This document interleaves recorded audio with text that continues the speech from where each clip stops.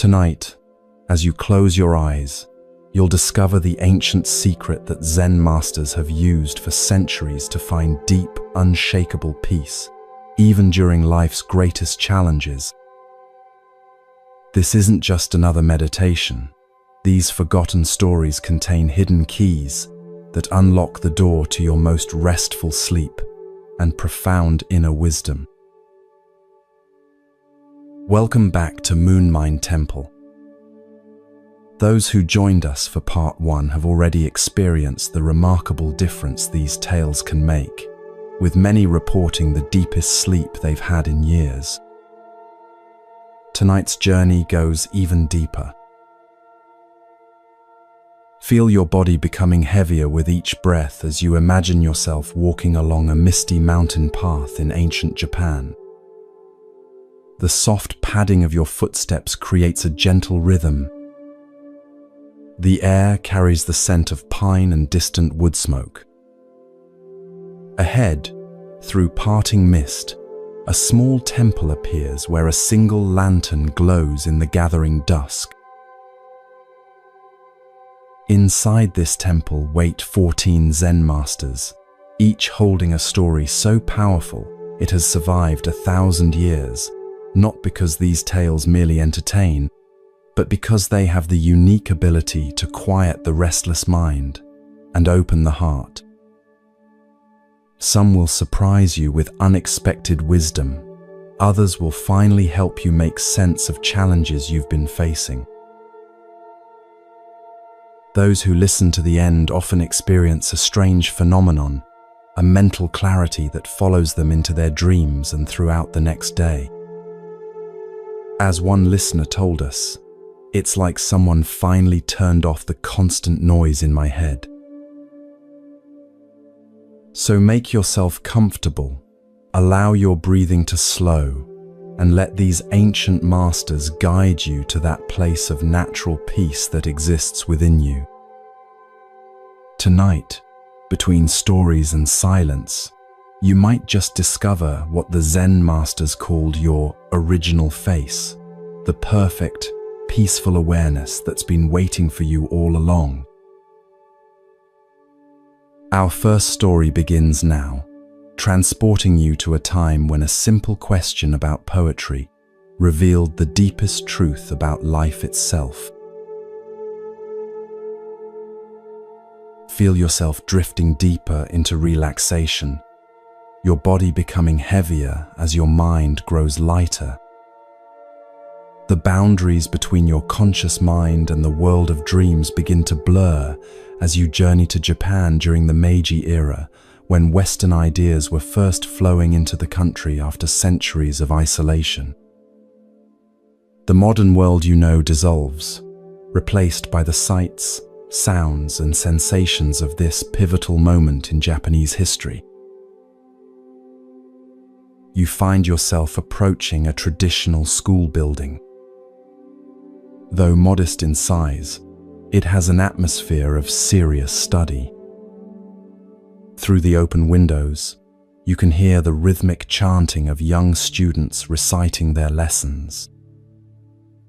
The scent of ink and paper mingles with the fragrance of cherry blossoms from the courtyard.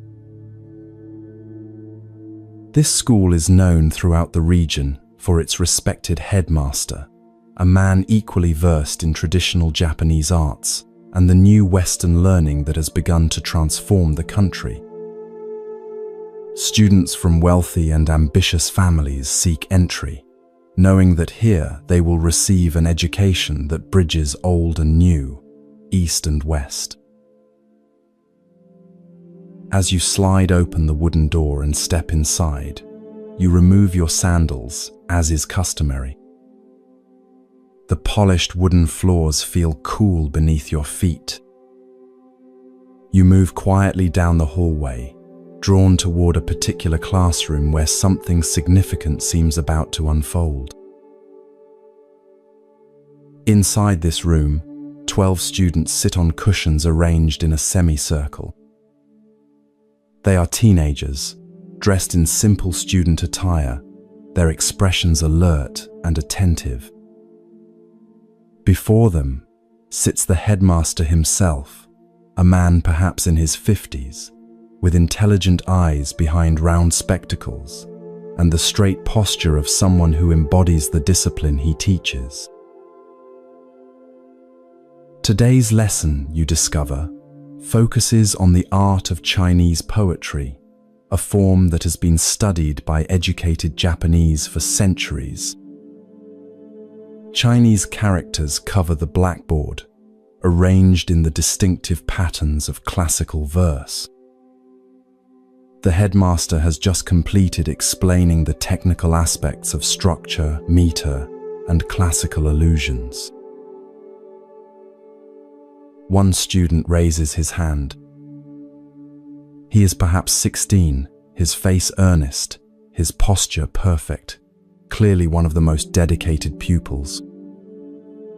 "Sensei," he asks, "I understand the technical requirements you have explained, but I still don't feel confident in my ability to create a truly good Chinese poem. Can you offer any guidance on how to capture the essence, the spirit of the form?" The headmaster regards the student thoughtfully, seeming to weigh his response. The room falls completely silent. Even the birds outside seem to pause their singing, as if they too wish to hear the master's answer to this essential question about artistic creation. To write a Chinese poem, the headmaster finally says, you must have a particular state of mind. The students lean forward slightly, notebooks ready, anticipating a detailed explanation of this special mental state, perhaps a list of meditative techniques or creative exercises. Instead, the headmaster continues, if you want to write a Chinese poem, first drink up a gallon of sake. Then lie down in a field under the warm autumn sun. Shock registers on the students' faces.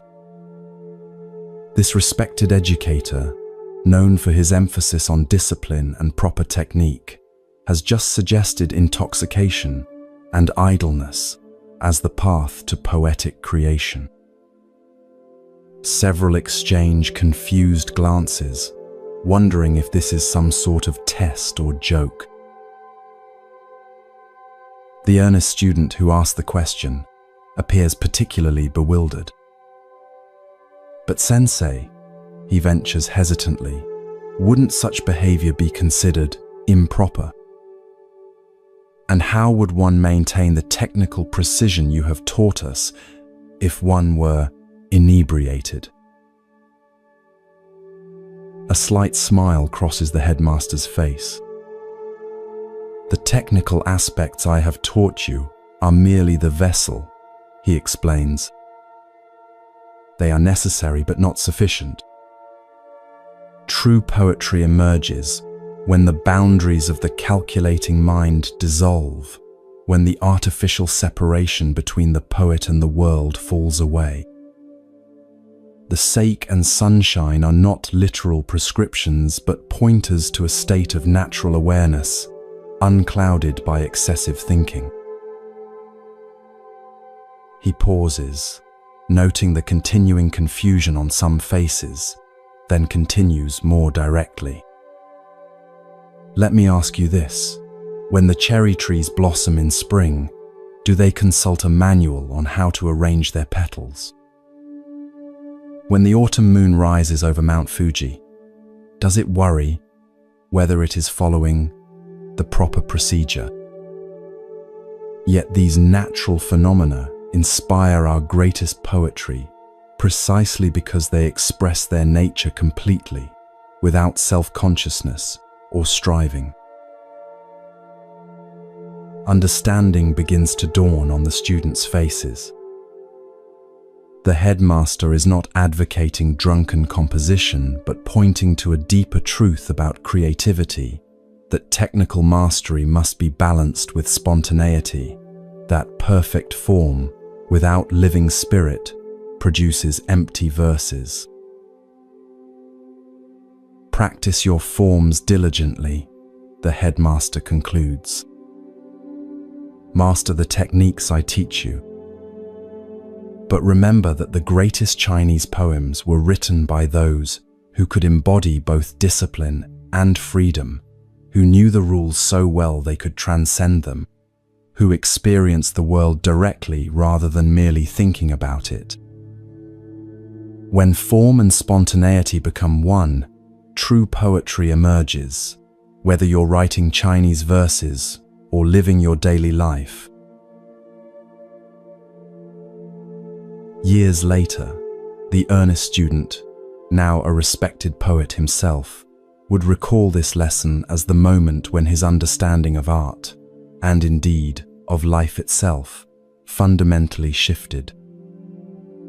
The headmaster's seemingly outrageous suggestion contained a truth that transcended the specific context of Chinese poetry, that technical perfection without direct, unmediated experience produces work that may be correct, but lacks the living spark that touches the human heart. This delightful story points to a tension present not just in artistic creation, but in spiritual practice and daily life. The balance between form and freedom, discipline and spontaneity, thinking and direct experience. The headmaster's unexpected advice highlights a paradox that many of us encounter: how the very techniques and procedures designed to help us master a skill can sometimes become barriers to its most authentic expression. In Zen Buddhism, this paradox is well recognized. Beginning students are given precise instructions for meditation posture, breathing techniques, and mental approaches. These forms provide necessary structure, especially for minds accustomed to wandering unchecked. Yet at a certain point, too much focus on doing it right can itself become an obstacle, creating self-consciousness that prevents the natural state of awareness from emerging. The headmaster's mention of sake and sunshine points to a fundamental Zen teaching that our natural state of mind, before we complicate it with excessive thinking, self-judgment, and striving, is already complete and perfect. Just as nature creates beauty without effort or planning, our most authentic expressions often emerge when we temporarily set aside our calculating mind and allow our inherent wisdom to manifest spontaneously. This doesn't mean abandoning technique or discipline. In fact, true spontaneity in art, as in life, usually comes after extensive training, not before it. As the Zen saying goes, first there is a mountain, then there is no mountain, then there is. We begin by seeing the world conventionally and learning the rules, then move through a phase where old certainties dissolve, finally arriving at a perspective where conventional forms are neither rejected nor clung to, but used freely in service of direct expression. As you drift towards sleep, consider where in your own life you might be experiencing tension between form and freedom.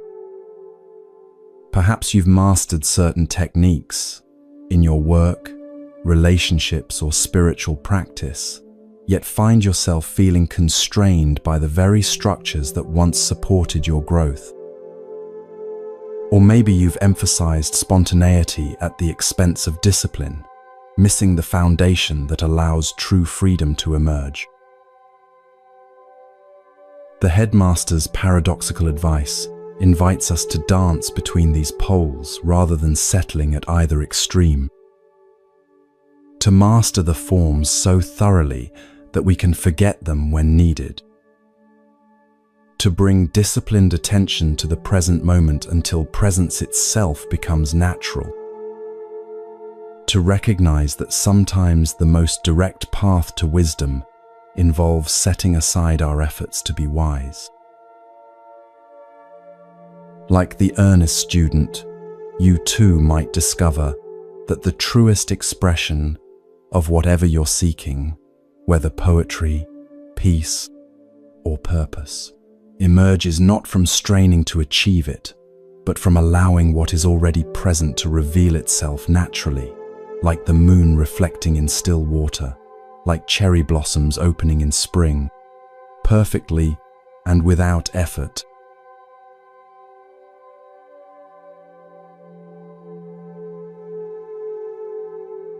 Feel your body becoming heavier now, melting into your mattress as we travel together to medieval Japan.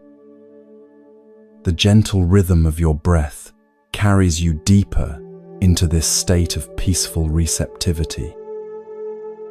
As you sink further into relaxation, imagine the weight of your eyelids growing impossibly heavy. You are now in 15th century Kyoto. Feel the cool evening air against your skin as lanterns glow in the distance. The sweet scent of cherry blossoms mingles with wood smoke. The sound of distant flutes reaches your ears. You find yourself approaching an elegant mansion where servants hurry about, preparing for an important gathering. Inside, a wealthy silk merchant paces anxiously, checking every detail.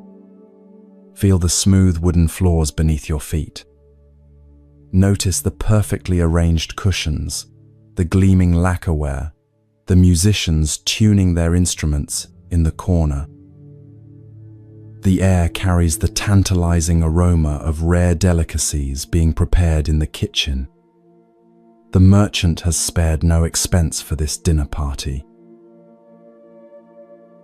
Master Ikkyu must be impressed, he whispers to his chief servant. His presence will elevate my standing among all of Kyoto's elite. You feel his nervous anticipation, as if it were your own.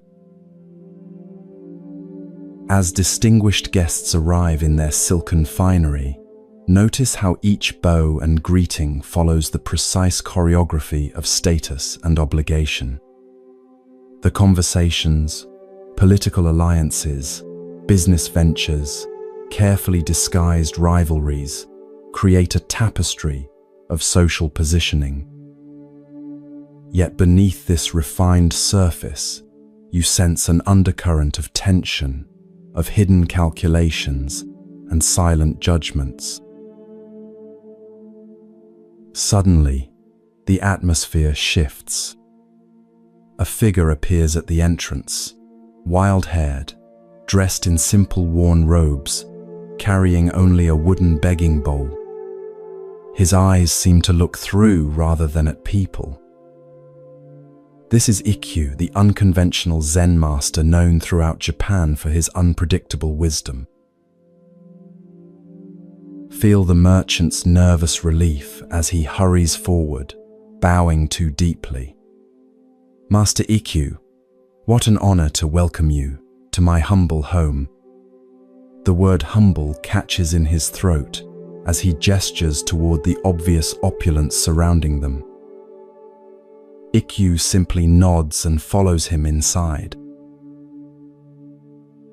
Notice the immediate hush that falls over the gathering. Experience through your own senses how the carefully cultivated social atmosphere gives way to genuine curiosity. The wild-haired monk sits cross-legged at the place of honor, a slight smile playing at the corners of his mouth. The conversations gradually resume around him, growing louder as servants bring dish after exquisite dish. Listen to the delicate clink of ceramic, the murmur of voices, the occasional burst of carefully measured laughter. Feel the merchant's growing unease as Ikkyu eats modestly, neither praising nor criticizing the lavish food. This silence somehow disturbs the host, more than any criticism could. As the evening progresses and sake cups are repeatedly filled, you sense a building tension in the room. It breaks unexpectedly when EQ suddenly rises to his feet. Feel the immediate attention his movement commands. "Honored host," EQ says with a respectful bow, "might I trouble you for a simple cup of water from your well?" Experience the ripple of confusion passing through the room. Water? Common well water, when the finest sake in Kyoto flows freely. The merchant blinks, momentarily puzzled, then recovers. "Of course, Master Ikkyu. My servant will bring fresh water immediately."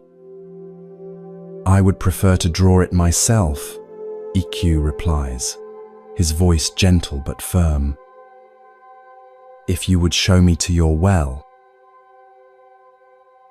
Follow them now as curiosity draws several guests into the garden. Feel the immediate relief of cool night air after the warmth of the crowded room. Above, the full moon hangs like a perfect silver coin. Its light washes everything in ethereal clarity: the carefully tended pines, the stone lanterns, the moss-covered ground. In one corner stands a simple stone well. Approach it with Ikkyu and the others. Feel the cool, rough stone beneath your fingers as you join them in leaning forward to peer into its depths. Far below, the dark water holds a perfect reflection of the moon, complete despite the well's narrow opening. Watch as Ikkyu reaches for the wooden bucket and rope. The creak of the pulley cuts through the night, somehow both ordinary and profound.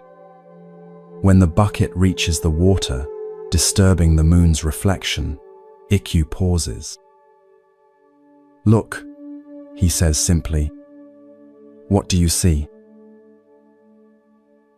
The moon reflected on the water offers one guest. Yes, the full moon, perfectly captured, adds another.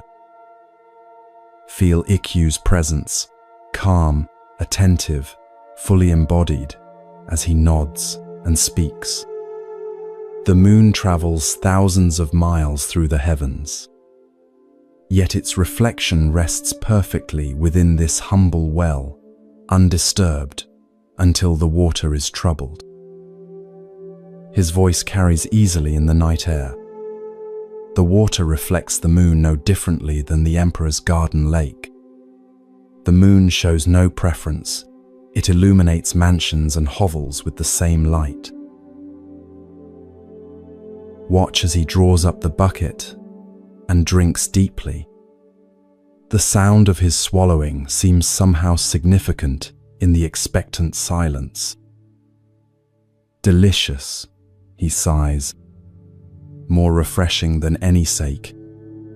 His eyes now meet each person present.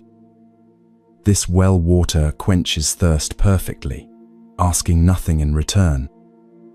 It does not care if the drinker is rich or poor, noble or common. It simply gives of itself completely. Feel the weight of this moment as Ikkyu hands the bucket to the merchant. The water sloshes gently, moonlight dancing on its surface. "Your hospitality has been generous," Ikkyu continues, "but I wonder, is it like this well water, offered freely without thought of status or return? Or is it more like a transaction, given with the expectation of enhancing your reputation?" You sense the merchant's sudden discomfort. A nearby official steps forward defensively. "Are you suggesting our host's generosity is flawed? He has provided the finest of everything." Experience Ikkyu's calm presence as he responds. I offer no criticism, only an observation. The universe itself is like this well. It gives sunlight, rain, and air freely to all beings. The flowers do not bloom more vibrantly for the wealthy. He gestures to the moon above. True generosity, like true wisdom, makes no distinctions and expects nothing in return. Feel the profound shift as understanding dawns on the merchant's face. His laughter bubbles up, not the careful social chuckle of before, but something genuine and liberating. You are right, Master Ikkyu. I invited you to impress my guests, not to hear truth. I have been giving like a merchant, always calculating the return, rather than giving like this well. His voice carries new awareness. Thank you for this lesson. It is worth more than all the rare delicacies I have served tonight. As they return to the banquet hall, notice how the very quality of the air seems changed. Ikkyu raises his sake cup. Friends, your host has shown me his remarkable well. In its honor, I propose we enjoy this gathering not as people of different ranks, but simply as human beings sharing this fleeting moment under the same moon. Watch as the evening transforms. Conversations deepen beyond social positioning. The merchant moves among his guests with new authenticity, no longer monitoring impressions, but genuinely connecting. And Ikkyu, the wild-haired monk who arrived with nothing, becomes the heart of the gathering with stories and insights that seem perfectly tailored to each person. As the night ends and guests depart, feel the merchant's profound gratitude as he bows to Ikkyu. You arrived with nothing yet gave me the most valuable gift I have ever received. Ikkyu smiles. I gave you nothing you did not already possess. I merely showed you the well that has always been in your garden. With that, he disappears into the moonlit night. As you drift deeper into relaxation, consider the wells in your own life, those simple sources of clarity so easily overlooked. Like the merchant, we often seek satisfaction in elaborate displays while missing the perfect reflection of the moon in ordinary water. The well gives without calculation or expectation, a natural generosity that asks nothing in return. Notice how often your own giving might carry subtle expectations of gratitude, recognition, or future benefit. The universe itself gives freely: sunlight, air, the beauty of the moon, making no distinctions between worthy and unworthy recipients. This is the essence of Buddha nature, reflected in each of us when our minds become still and clear, like undisturbed water. Allow the image of the moon reflected in the well to remain in your mind as you sink even deeper into this restful state. Like that reflection, perfect, yet ephemeral, all experiences arise and pass away. Our grasping at status and recognition cannot provide lasting satisfaction. Yet in recognizing this truth, we open ourselves to a more authentic way of being, one that gives freely, reflects clearly, and appreciates the ordinary magic of existence.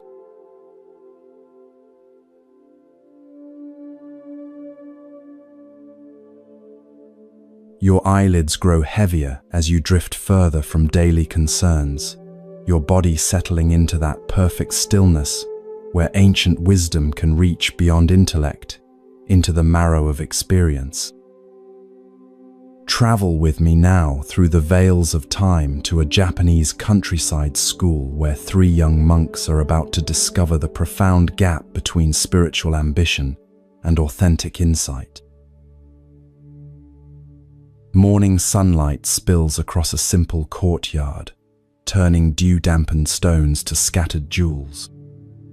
The fragrance of plum blossoms mingles with the earthy scent of fresh ink being ground on stone, creating an atmosphere that seems suspended between heaven and earth. Birds call to one another from nearby trees, their songs punctuated by the rhythmic tapping of a wooden mallet striking a meditation bell in the distance. Each sound emerges from silence and returns to silence, a natural demonstration of the teaching that will soon unfold. In the center of this tranquil scene stands a modest school building, not a grand temple or formal monastery, but a place where local children receive education from a teacher who seamlessly integrates academic instruction with spiritual wisdom. The building breathes with age and constancy, its wooden beams darkened by decades of incense smoke, its tatami mats worn smooth by countless small feet, learning to navigate both written characters and life's deeper meanings. On the veranda sits the schoolmaster, a middle-aged man whose unpretentious appearance gives no obvious indication of his profound insight. He wears neither elaborate robes nor religious insignia, just the simple attire of a country teacher. Yet something in his presence suggests uncommon depth, the way he moves with unrushed precision, the quality of attention he brings to each child's efforts, the subtle humor that occasionally lights his eyes when a student discovers something for themselves. His hands, calloused from practical work, yet gentle in guidance, move methodically along a line of calligraphy as he prepares the day's lesson. Around him, younger children practice brush strokes with intense concentration, their small faces serious with effort as they attempt to capture not just the form, but the spirit of each character. Several occasionally glance up from their practice, seeking the teacher's nod of approval or subtle correction.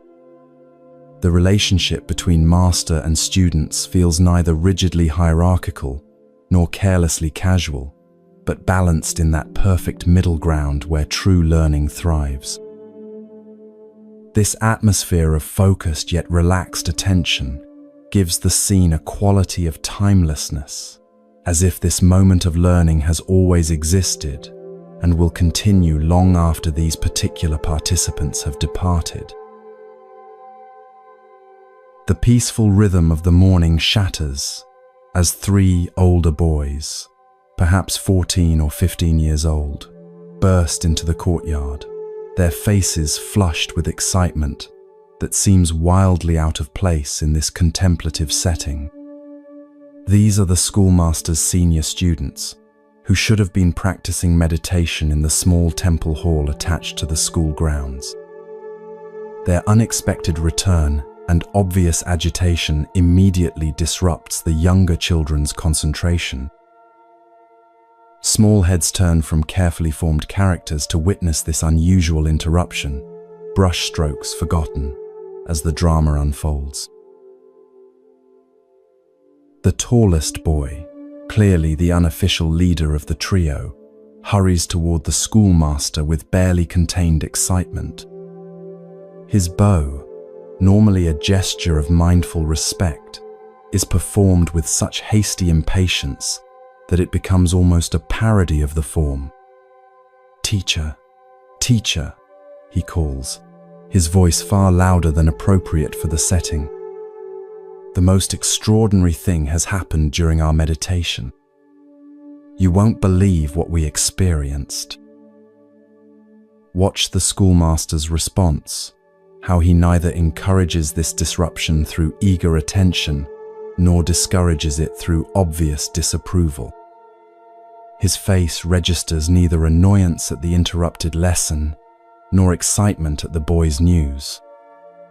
He simply turns toward them with complete presence, creating a space where whatever unfolds can be met with equanimity. "What has brought you here in such a state?" he asks, his voice modulated to gentle the excited energy the boys have introduced into the contemplative morning. The second boy steps forward, words tumbling over each other in his eagerness to share. "We were meditating as you instructed, focusing on the lives of the ancient sages, as you taught us last week." His hands gesture animatedly, physicalizing the mental excitement he cannot contain. Then something miraculous happened. I found myself transported in my mind to the presence of Confucius himself. It was as if I traveled through time. He spoke to me directly, sharing wisdom that isn't written in any of the texts we've studied. Feel the ripple of awe that passes through the younger students at this extraordinary claim.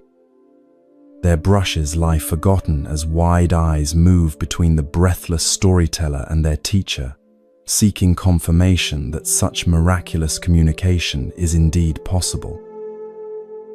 A few whisper behind cupped hands, their expressions combining wonder with the first seeds of skepticism that mark developing discernment.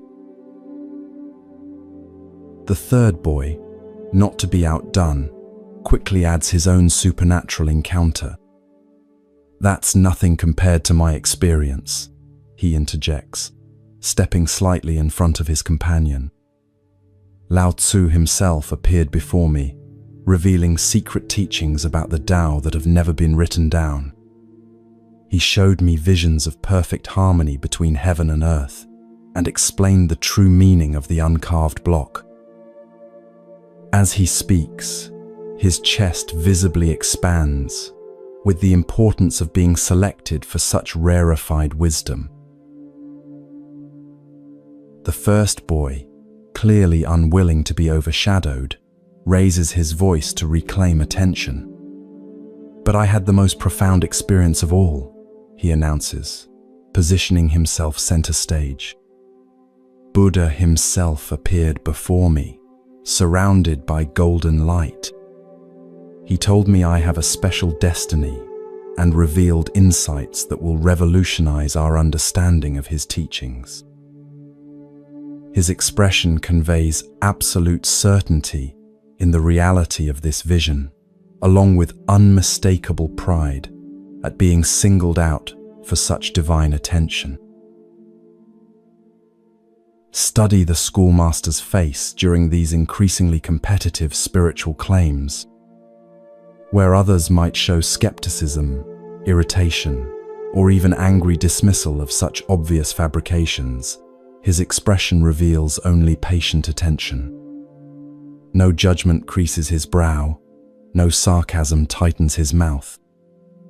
He simply observes, creating through his complete presence a mirror in which the young monks might eventually see themselves clearly. The younger students have now completely abandoned their calligraphy practice, all eyes moving between the bold storytellers and their unusually quiet teacher. The morning sounds continue unchanged. Birds call, insects hum. The distant temple bell marks time's passage, creating a natural backdrop of constancy against which this human drama of ambition and exaggeration plays out. After what feels like a very long moment of silence, a space the schoolmaster neither rushes to fill nor awkwardly extends, he finally speaks. "How remarkable," he says simply, his tone neither endorsing nor dismissing these extraordinary claims. "Each of you has had such a vision." He rises unhurriedly from his seated position, brushing his simple robe with hands that have known both scholarly and physical labor. "Please, come with me." I wish to show you something before we discuss these experiences further." The three boys exchange glances, their earlier bravado slightly dented by this unexpected response. They had clearly anticipated either impressed amazement or perhaps skeptical questioning, reactions they had prepared for with further elaborate details. This calm redirection catches them off balance. Nevertheless, they follow the schoolmaster as he walks toward the small kitchen at the far end of the courtyard, their earlier excitement now tinged with puzzlement. Inside the modest kitchen, an elderly cook prepares the midday meal with the same meditative attention the schoolmaster brings to teaching. His gnarled hands move with surprising grace as he slices vegetables harvested that morning from the school garden. Rice steams in a large pot, filling the air with its clean, comforting aroma. The cook acknowledges the schoolmaster with a slight nod, but continues his work without interruption, embodying the principle that even the most mundane tasks contain opportunities for complete presence. The schoolmaster approaches a shelf where various containers hold kitchen staples. With deliberate movements that invite full attention, he reaches for a small ceramic jar, removes its lid, and extends it toward the three boys. "Please," he says, "each of you taste this and tell me what you think." Observe how this simple request immediately alters the atmosphere. The boys look at each other in confusion, then at the jar containing what appears to be ordinary salt. This mundane substance seems worlds away from the exalted spiritual visions they were describing moments before. The jarring shift from transcendent claims to this prosaic reality creates a moment of cognitive dissonance that the schoolmaster allows to hang in the air, neither explaining nor apologizing for this unexpected turn. The first boy, perhaps wanting to maintain his leadership position, steps forward. He wets his finger, dips it into the jar, and brings a small amount to his mouth. His face immediately contorts in an expression of disgust that seems impossible to fake. "Ugh!" he exclaims, unable to maintain any semblance of dignity. "This is terribly bitter. It's not salt at all. It must be some kind of medicine or poison." The second boy, now more cautious after his friend's reaction, takes only the tiniest taste. His expression registers surprise rather than disgust. "No, it's not bitter," he contradicts with the certainty of direct experience. "It's intensely sour, like unripe plums or vinegar." The third boy, perhaps hoping to demonstrate superior discernment, tastes the substance and nods with sage importance. "You're both wrong," he declares with authority. "It's neither bitter nor sour, but unbearably salty, much more concentrated than what we normally use in cooking."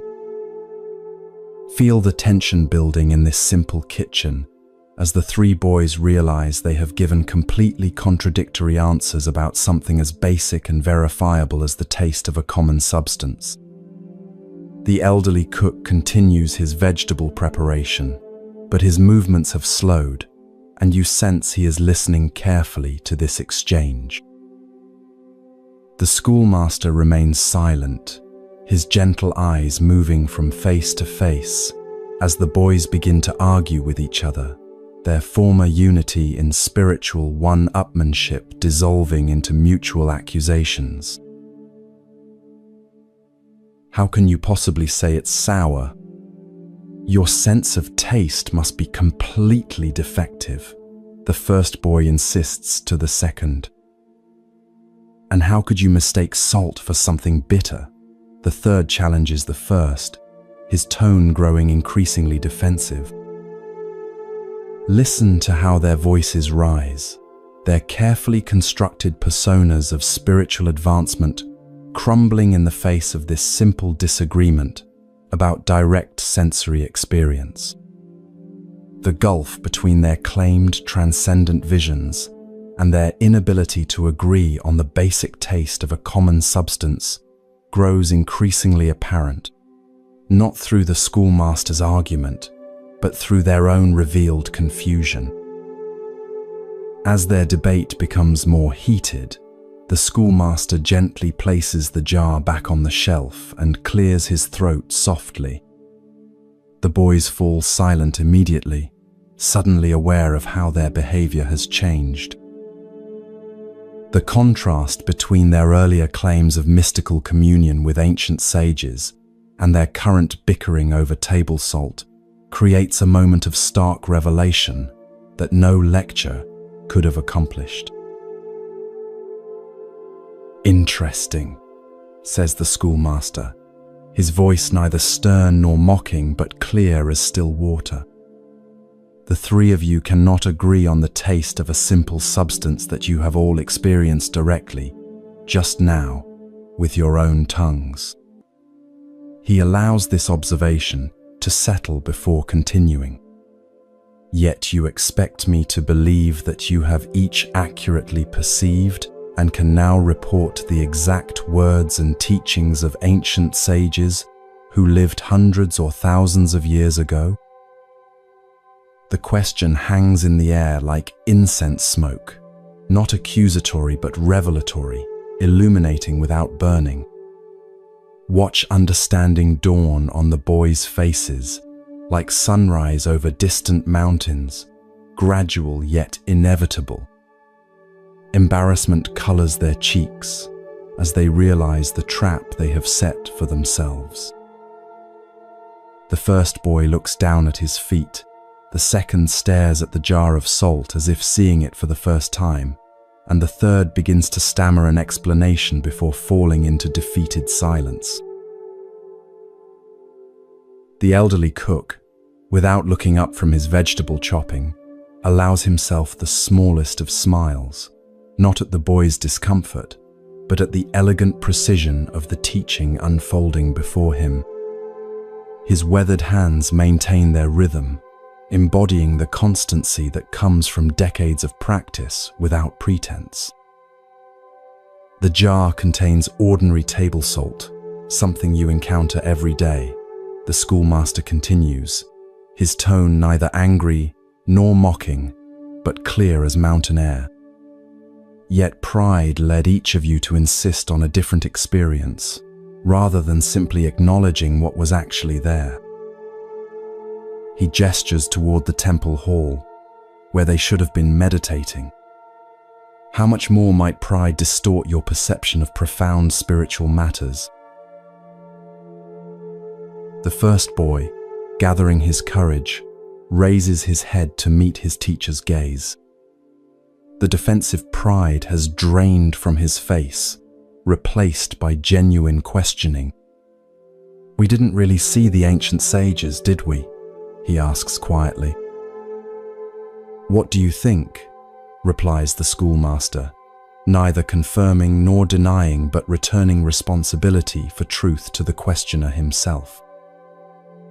"We were competing with each other," admits the second boy, insight emerging through the cracks of his collapsed pretense, each telling a more impressive story than the last.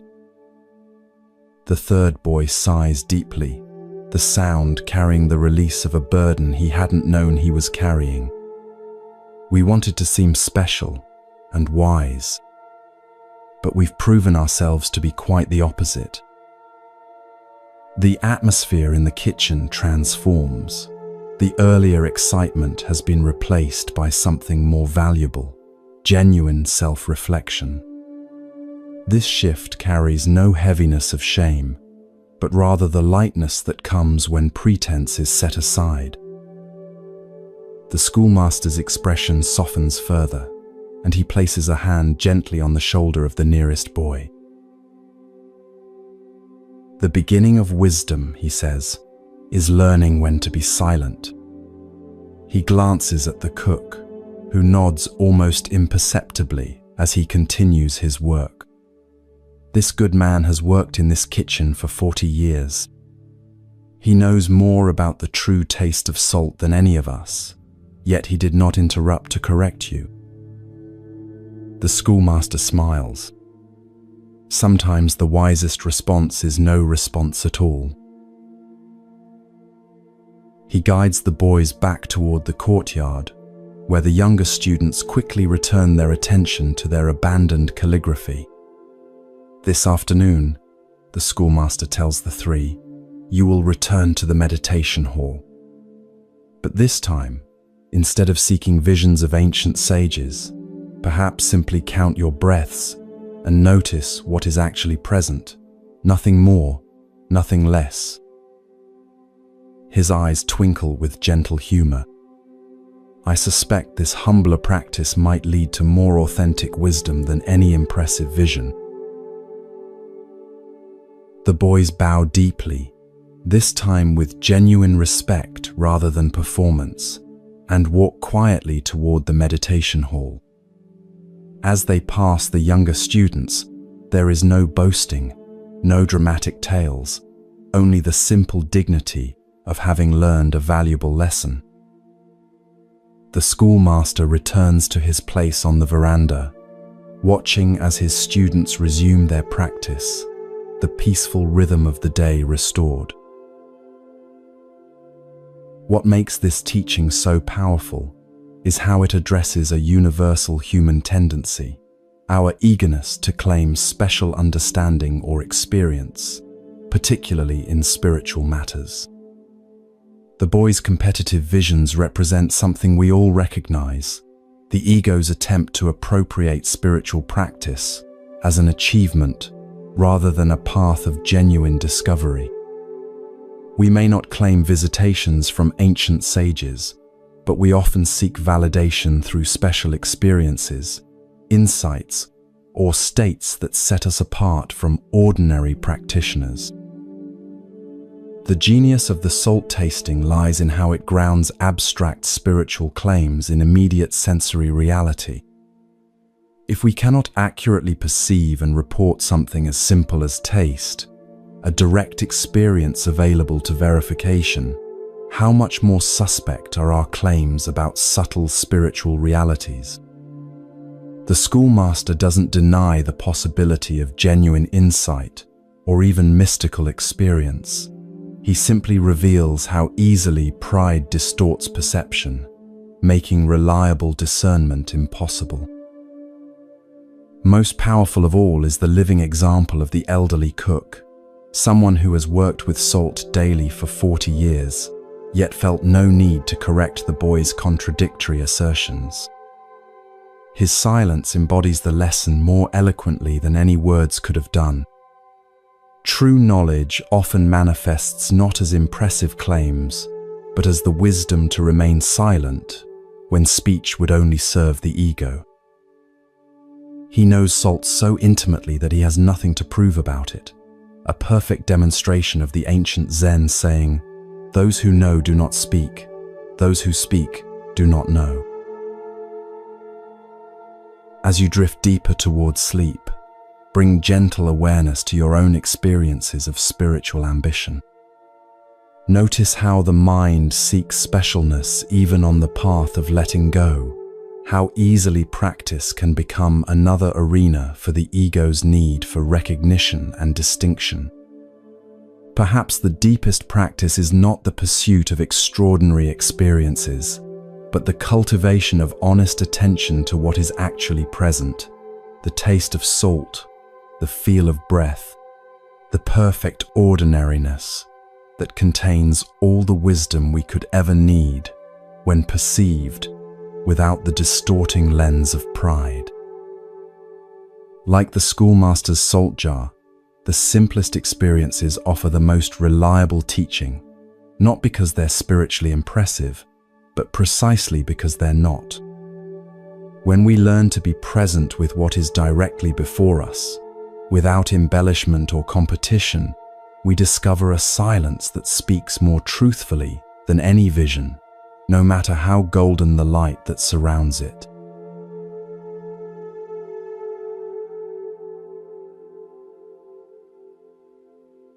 Feel yourself drifting deeper now, your body becoming heavier with each breath. The boundaries between wakefulness and sleep begin to blur as your mind opens to receive another ancient teaching. Let yourself be carried to a remote mountain monastery in medieval Japan, where winter has arrived with unexpected ferocity. You find yourself standing in a stone courtyard dusted with the first snow of the season. Your breath forms small clouds in the crisp air. The cold seeps through the soles of your feet, making your toes tingle. Around you, ancient cedar trees sway in the biting wind, their branches weighted with snow.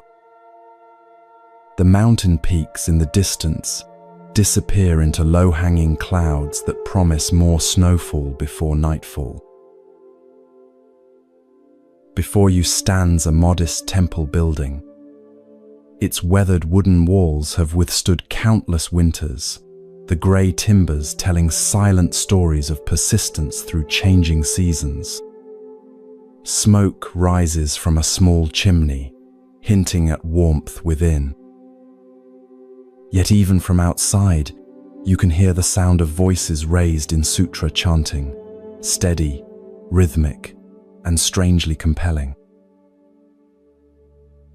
Step now through the entrance, leaving your sandals at the door as is customary.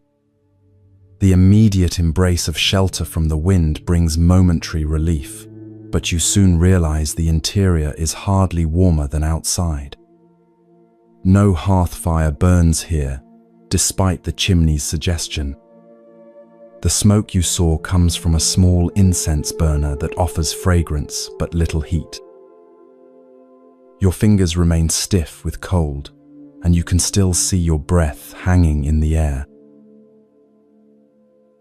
As your eyes adjust to the dimmer light, you observe a remarkable scene. In the center of the room sits Master Genko, a renowned Zen teacher known throughout the province for his unconventional wisdom. He is an elderly man with a face as weathered as the temple walls, deep lines mapping decades of meditation and insight. Despite the penetrating cold, he wears only a thin robe, sitting perfectly still on his cushion, eyes half closed in meditation. His breathing is so subtle that he appears almost like a statue carved from ancient wood. Most striking of all is what surrounds him.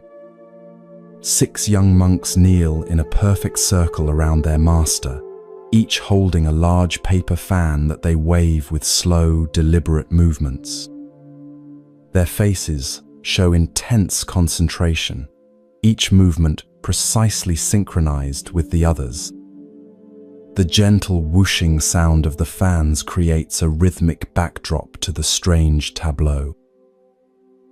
Yet this is no summer day. Their knuckles are red with cold, and occasional shivers run through their bodies despite obvious efforts to remain still. You notice an older monk standing near the entrance, observing both the master and the younger monks with careful attention. This is Jiko, the temple's head monk and Master Genko's longest-serving student. His experienced eyes miss nothing, occasionally nodding slightly when a young monk's fanning rhythm aligns perfectly with the others. Feel his presence beside you, solid, patient, embodying decades of dedicated practice. As you watch, the temple door slides open behind you, bringing with it a swirl of snowflakes and bitter wind. A visitor enters, a merchant from the nearby town, bundled in thick winter clothes, his face red from the mountain path's exertion. He bows respectfully to Jiko, then freezes in confusion at the scene before him. The merchant's eyes widen as he takes in the younger monks fanning their master in the cold room. He leans toward Jiko, keeping his voice low but unable to hide his bewilderment. "Forgive my ignorance," he whispers, "but why are these monks fanning Master Genko? Surely on such a cold day they should be tending the hearth fire instead." His breath forms small clouds with each word.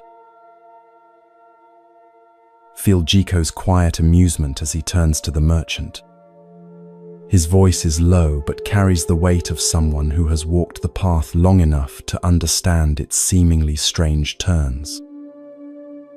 "These monks are not fanning to cool the air," he explains.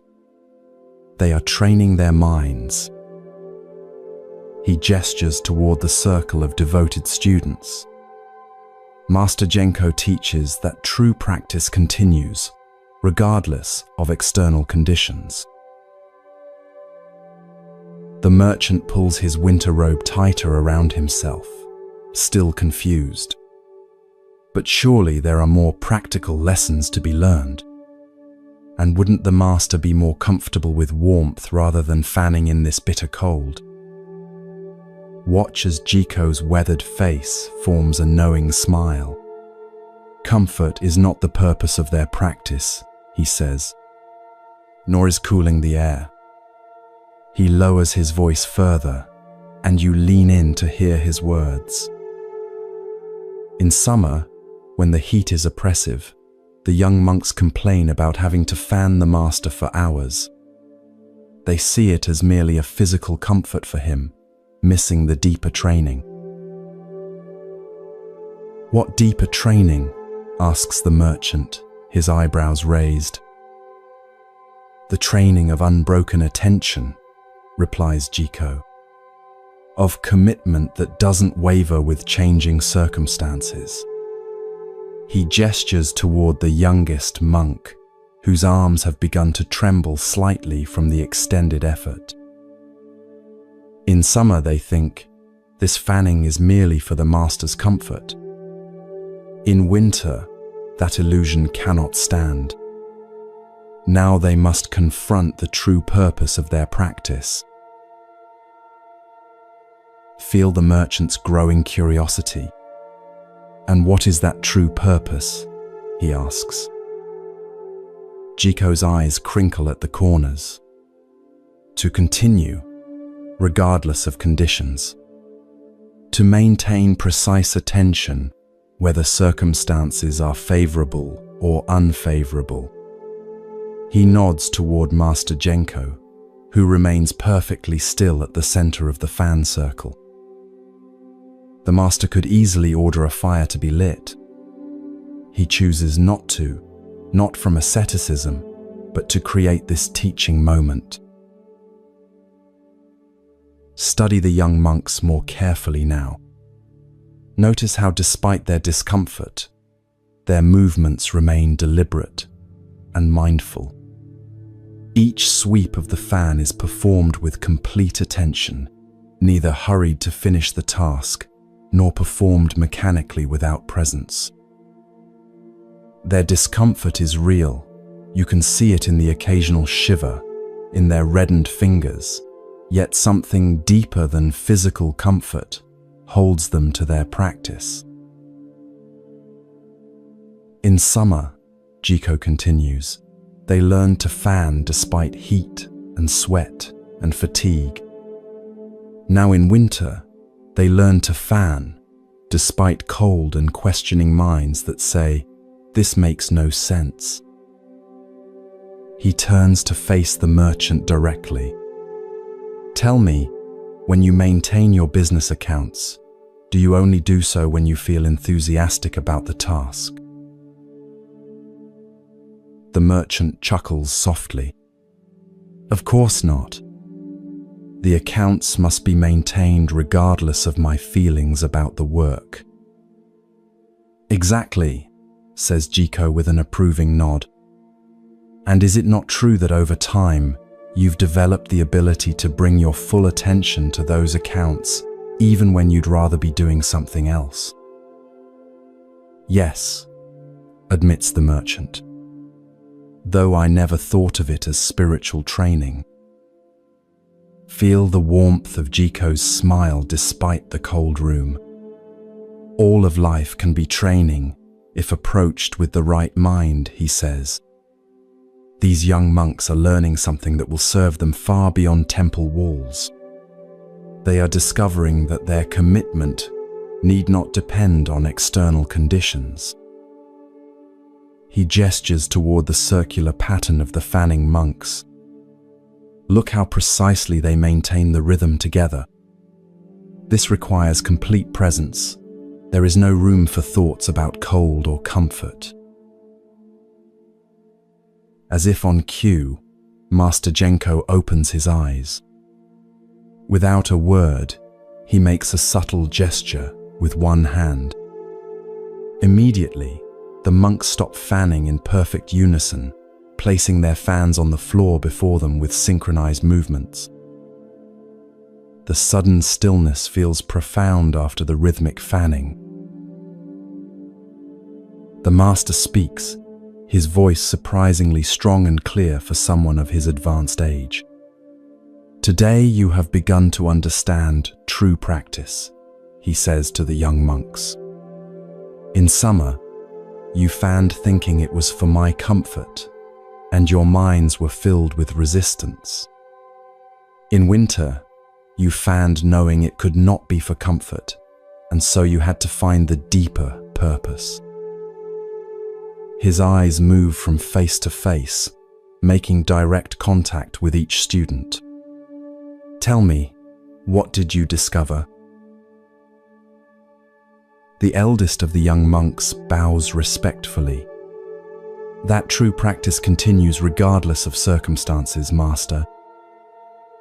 Another monk adds that our excuses and preferences are just thoughts that arise and fall away, while our commitment can remain steady.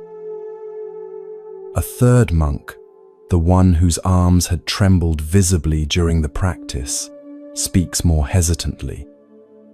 I discovered that when I focused completely on each movement of the fan, I forgot about the cold. It was only when my mind wandered to complaints that I suffered. Master Genko nods, a slight smile softening his austere features. Good. Now you may light the fire and prepare tea. As the monks rise to attend to these tasks, he adds, remember this lesson when spring comes, and then summer, and then autumn. The seasons change, conditions change, but true practice remains consistent through it all. He turns his attention to the merchant, acknowledging his presence with a small nod. Our visitor has brought questions from the town. Let us welcome him properly. Watch as the monastery transforms. Within minutes, a fire crackles in the hearth, gradually warming the room. The young monks move with the same mindful attention, whether sweeping the floor, stoking the fire, or preparing tea vessels. The earlier discomfort seems forgotten, replaced by focused engagement with each new task. As you observe this scene, consider the lesson hidden within this unusual practice. How often do we allow external conditions to determine our commitment? How frequently do we permit discomfort, inconvenience, or changing circumstances to pull us away from what matters most? These monks have learned that true practice transcends comfort and preference. It continues through heat and cold, through favorable and unfavorable conditions. In your own life, notice the activities you abandon when conditions become challenging. The meditation practice dropped when your schedule gets busy. The creative pursuit set aside when inspiration wanes. the relationship commitment that wavers when conflicts arise. Each represents an opportunity for incessant training, for developing an attention and commitment that transcends changing external circumstances. Like the monks fanning in winter, the deepest growth often comes precisely when conditions seem least favorable. When we continue despite the mind's protests that this makes no sense, we discover a steadiness of purpose that lies beneath the fluctuating surface of preference and comfort. This is the heart of Zen practice, not the pursuit of special experiences, but the cultivation of unwavering presence regardless of what each moment brings. As you drift deeper into relaxation, imagine yourself sitting among those young monks, your own fan moving in perfect rhythm with theirs. Feel the cold air, the initial resistance in your mind, and then the profound shift as you surrender to the pure experience of each moment, each movement.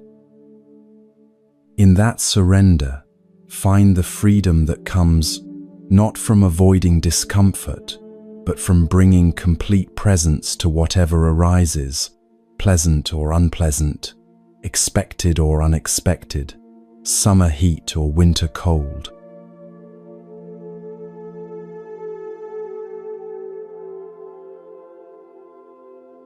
Allow your awareness to settle more deeply now, your body growing heavier with each breath.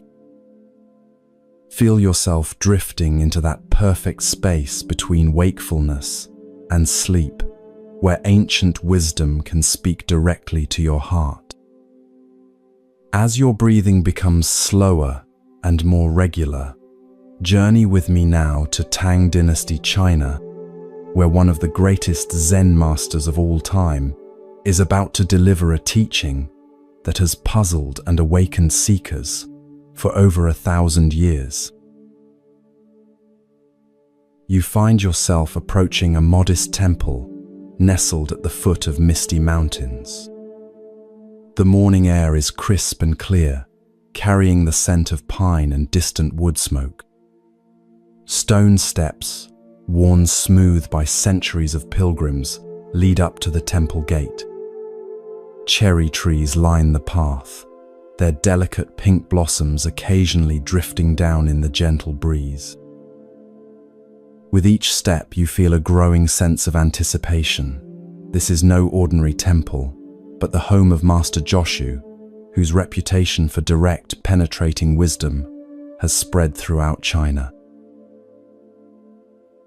As you pass through the temple gate, notice the immediate sense of stillness that envelops you.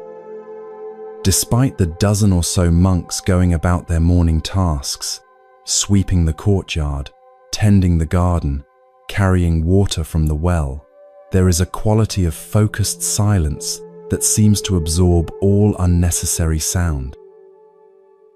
Each monk moves with deliberate awareness, fully present to their simple task, creating an atmosphere of living meditation. In the center of the courtyard sits a stone well, its rim polished by countless hands over the years. Beside it stands an elderly monk, so slight of build he almost seems to dissolve into the morning light. This is Joshu, now in his 80s, with wispy white beard and eyebrows that give him an otherworldly appearance. Despite his advanced age, he stands straight as a pine, his movements economical yet flowing with natural grace. His eyes, clear and bright, miss nothing as he watches a younger monk approach with a wooden bucket. This younger monk, you sense, is different from the others. Where they move with quiet certainty, his steps betray subtle hesitation. His face shows the strain of internal questioning, brows slightly furrowed, even as he performs his simple morning task of drawing water. Feel the tension he carries, not physical, but existential, the weight of unanswered questions that all serious spiritual seekers encounter on their path.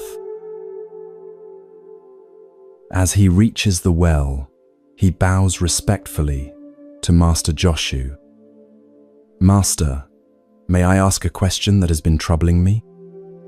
His voice is low, meant only for Joshu's ears, yet in the temple's stillness, you can hear each word clearly. Joshu nods once, his eyes meeting the young monk's with startling directness.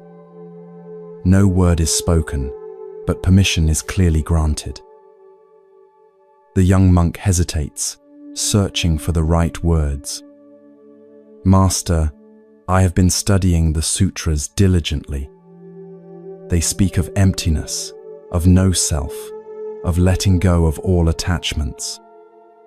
He gestures to his simple robes, his shaved head, the few possessions a monk is allowed. "I have renounced my family name, given away my possessions, followed all the precepts. I carry nothing, yet still I feel heavily burdened." He looks down at his empty hands, then back to Joshu, with naked sincerity in his eyes. "Master, please tell me, who am I when I carry nothing? What remains when everything is let go?" Feel the weight of this question, not merely intellectual, but asked from the core of human existence. Who are we beneath our names, possessions, roles, and stories? What remains when all else is stripped away? It is the question that has drawn seekers to spiritual paths throughout history, across all traditions. The courtyard grows even more still, as if the very stones and trees are listening for Joshu's response. Other monks pause in their tasks, though they pretend not to be eavesdropping. Even the birds seem to hold their songs. In this pregnant silence, Joshu looks at the young monk with eyes that seem to see through all pretense, all concepts, all the accumulated layers of thinking that separate us from direct experience. "Put it down," Joshu says simply. The young monk looks confused. He turns his empty palms upward. "But Master, I am carrying nothing. What is there to put down?" Joshu's gaze doesn't waver. "Then carry it." Watch as the young monk's expression shifts from confusion to shock, then to a kind of stunned recognition. Something in Joshu's seemingly contradictory response has bypassed his intellectual understanding and touched something deeper. His hands, still extended with palms upward, begin to tremble slightly. Tears form in his eyes, though he does not seem sad. Rather, he appears like someone who has suddenly recognized an old friend after years of separation. He bows deeply to Joshu, touching his forehead to the ground in profound gratitude. When he rises, his face has changed. The furrow between his brows has smoothed, and his eyes hold a clarity that wasn't there moments before. Without another word, he picks up his bucket, draws water from the well, and continues with his morning duties, yet now his movements flow with a natural ease that mirrors Joshu's own. As the young monk departs, an older monk, who has served as Joshu's attendant for many years, approaches. He too bows respectfully. "Master, forgive my ignorance, but I do not understand the teaching you just gave." The monk was carrying nothing. What did you mean by telling him to put it down, and then to carry it? Feel the gentle amusement in Joshu's expression as he turns to his longtime attendant. He was carrying the heaviest burden of all, Joshu says. The idea of carrying nothing. The attendant's eyes widen slightly as understanding dawns. Ah, I see. He was attached to his detachment. He was proud of his emptiness. Joshu nods, his eyes twinkling. Even nothing, when clung to, becomes something. He runs his hand along the stone rim of the well. When you truly carry nothing, you don't need to think about carrying nothing. When you truly let go, you don't need to congratulate yourself for letting go. He looks up at the cherry blossoms drifting down. The trees don't try to let go of their blossoms. They simply allow the natural unfolding. The attendant monk smiles and bows again. Thank you, Master. Your teaching is as clear as this morning's sky. He hesitates, then adds with a mischievous glint in his eye, but now I find myself proud of understanding. What should I do with this new burden? Joshu laughs, a bright, spontaneous sound that seems to come from his entire being. Put it down, he says. Or carry it. What does it matter? Just don't stand around all day talking about it when there's water to be carried and floors to be swept. With that, he turns and walks toward the meditation hall, still chuckling to himself. As you observe this scene, feel the profound teaching hidden within this seemingly simple exchange. How often do we take pride in our spiritual accomplishments? How subtly we cling to our ideas of non-attachment, our concepts of emptiness, our identity as someone who has let go. Yet these very notions become new burdens, new forms of carrying, new ways of solidifying a sense of self, the very thing we were trying to release. Joshu's brilliance lies in exposing this deep paradox with just 4 words: put it down, and then carry it. With this seemingly contradictory instruction, he cuts through the young monk's conceptual understanding to reveal something more fundamental. When we truly let go, we don't need to think about having let go. When we are genuinely empty, we don't need to cling to our emptiness. We simply live each moment as it comes, carrying what needs to be carried, putting down what needs to be put down, without excessive self-consciousness about the process. In your own life, notice how spiritual concepts and practices can become new forms of baggage. The meditation technique you pride yourself on mastering, the insight you replay in your mind, thinking, I got it. The identity of being mindful or spiritual that you carefully cultivate.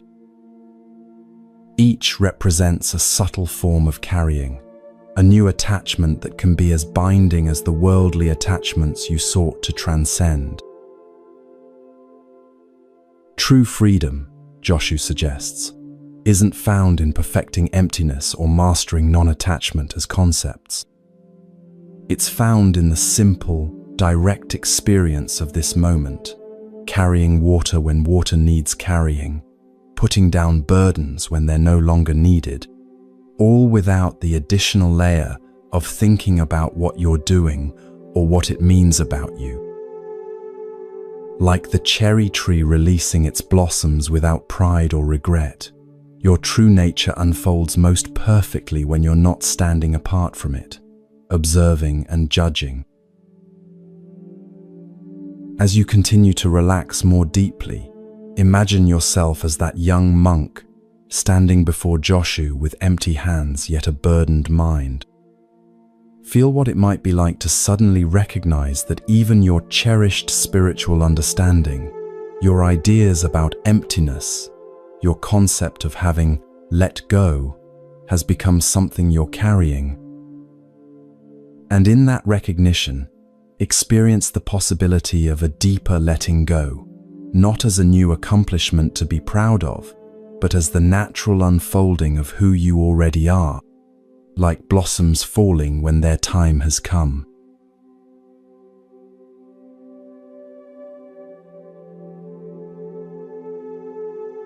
As you continue to drift deeper into this peaceful state, allow your mind to release any remaining tension.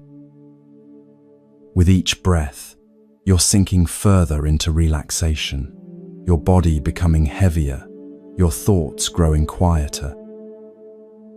Now, travel with me to 19th century Japan, to a temple where an unusual master teaches through his every action, even when no words are spoken. You find yourself walking along a shaded mountain path on a sweltering summer day. The cicadas' persistent chorus fills the air, their sound rising and falling like waves of heat. Feel the warm breeze against your skin, carrying the sweet scent of summer grasses and distant rain. Sweat beads on your forehead and trickles down your back as you climb the stone steps leading to the temple.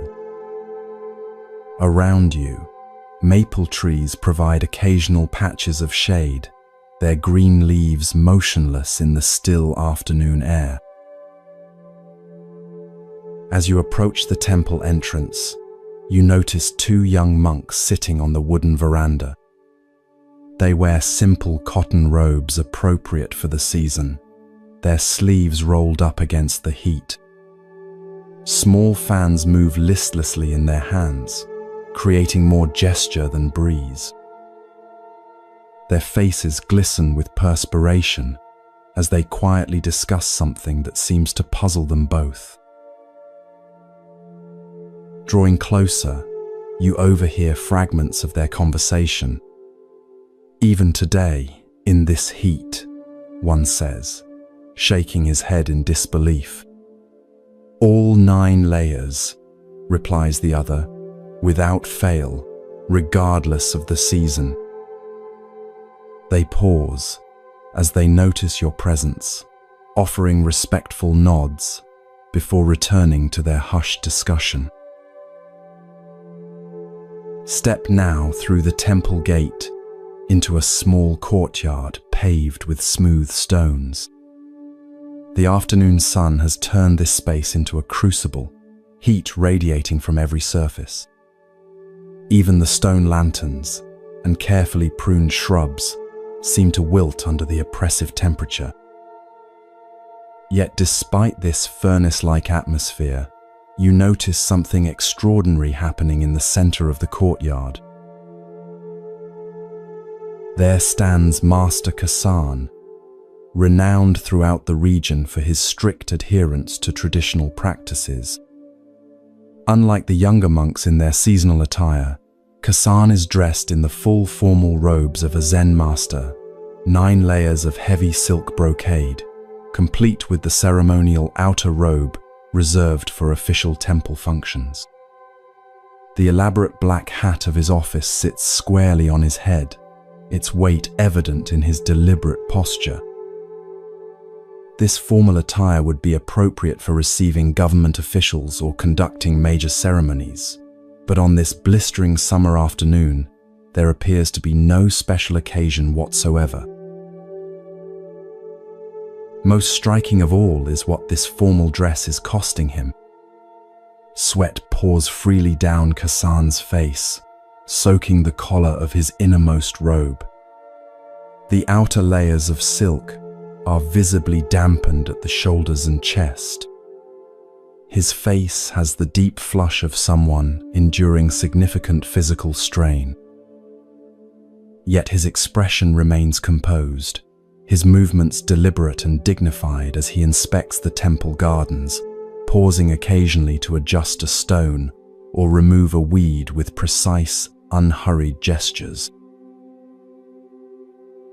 An elderly monk approaches from a nearby building, moving with the careful steps of advanced age. This is Sotan, who has served as the temple's head monk for over 3 decades. His simple summer robe hangs loosely on his thin frame, yet he carries himself with natural dignity that requires no formal attire. He bows to Master Kasan, then gestures toward the temple's meditation hall. "Master, the afternoon instruction period will begin shortly," he says, his voice carrying the slight quaver of elderly years. "Perhaps today, given the exceptional heat, you might consider more comfortable attire. The students would surely understand." Kasan turns to his old friend, his face serious but not stern. Beads of sweat continue to trace paths down his temples and cheeks. "Thank you for your concern, Sotan," he replies, "but I will continue as always." Sotan nods, unsurprised by the response. This is clearly a conversation they have had many times before. He bows again and begins to turn away, then pauses. "The new students are asking questions," he says quietly. "They wonder why you insist on full ceremonial robes, even on days when no ceremonies are conducted and no visitors are expected." A subtle smile appears at the corners of Kasan's mouth. "And what do you tell them?" "I tell them to observe carefully and find the answer in their own practice," replies Sotan. "But I confess, even after 30 years, I sometimes wonder myself about the necessity of such formality in private moments. Feel the weight of this honest exchange between 2 men who have dedicated their lives to the same path, yet approach it differently." Kasan does not immediately respond. Instead, he reaches up to adjust his ceremonial hat, which has slipped slightly from the moisture of his perspiration. His hands, you notice, move with the same careful precision he would use in a formal ceremony before distinguished guests. The distinction between public and private is where many go astray, Kasan finally says. When we believe we can be one person before others and another when alone, we create division where there should be wholeness. He gestures to his elaborate robes. These are not for show, though they may serve that purpose as well. They are a constant reminder of the dignity of the Dharma I have vowed to uphold. Sotan nods thoughtfully. Yet Buddha himself adopted simple robes, abandoning royal garments. And in doing so, he was completely authentic to his path, responds Kasan without hesitation. I do not wear these robes because tradition demands it, though tradition does indeed demand it. I wear them because they help me remember who I have chosen to be, moment by moment. He smiles fully now, despite the rivulets of sweat continuing to course down his face. Besides, discomfort is an excellent teacher. It quickly reveals any attachment to personal comfort that might remain. A bell sounds from the meditation hall, its clear tone cutting through the heavy summer air. With a final bow to each other, the 2 elderly monks begin walking toward the sound. You notice that despite his many heavy layers, Kasan moves with remarkable fluidity, as if the weight of the robes has become so familiar that it is no longer separate from his own body.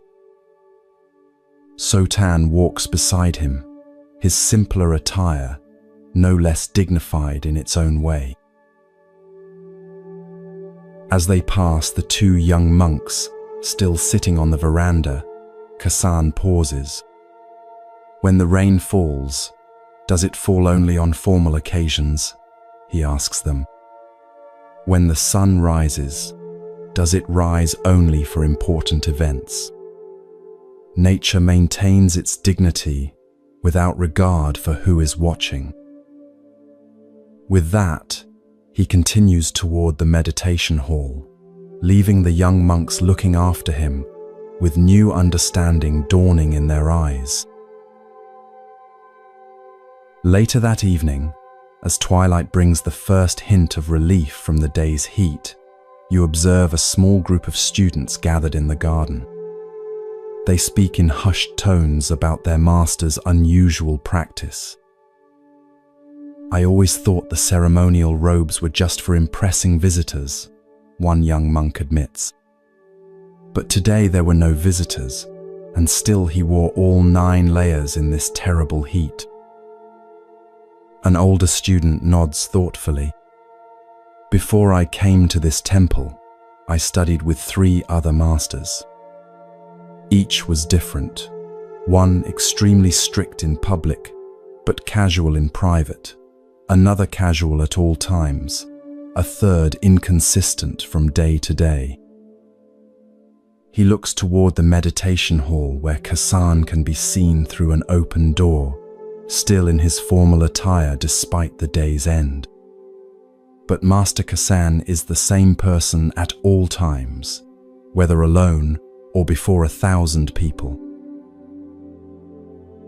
"But why put himself through such discomfort?" asks the youngest student. "Surely Buddha's teaching doesn't require unnecessary suffering." The older student smiles. "Have you noticed that despite the heat and the heavy robes, the master never complains, never mentions his discomfort, never draws attention to his sweat or seeks sympathy?" He gestures toward Kasan's distant figure. "The robes are heavy, yes, but he carries them lightly. That is the true teaching." As darkness falls and lanterns are lit around the temple grounds, you find yourself reflecting on Kasan's uncommon dedication. His practice goes beyond mere rule following or tradition for tradition's sake. There is something profound in his refusal to distinguish between public and private moments, in his commitment to embodying his role completely, rather than putting it on and taking it off like a costume. The sweat that soaks his ceremonial robes becomes not a sign of foolish stubbornness, but a testament to extraordinary integrity. This story invites us to examine the consistency of our own practice. How often do we present one face to the world and another in private? How frequently do we compromise our deepest values when no one is watching? How readily do we abandon our commitments when they become uncomfortable or inconvenient? Kasan's sweat-soaked robes challenge us to consider what it might mean to live with complete authenticity, not performing for others, but fully embodying our chosen path in every moment. The formality of Kasan's practice might seem extreme, even unnecessary. Yet there is profound wisdom in his refusal to divide life into important moments that deserve our full attention and ordinary moments where we can relax our awareness. Through his consistent commitment, regardless of physical comfort or who might be watching, he demonstrates that the deepest practice is not a part-time endeavor, but a continuous unfolding of our truest self. Every moment becomes sacred when approached with such unwavering presence. As you drift deeper into relaxation, consider where in your own life you might wear different robes, depending on who is watching. Notice the subtle divisions between your public and private selves, the values you espouse, and those you actually live by when no one is looking. Kassan's lesson isn't about maintaining rigid formality or unnecessary discomfort, but about the profound freedom that comes from undivided authenticity, from being wholly yourself in every circumstance, carrying your commitments with the same care, whether in solitude or before the world.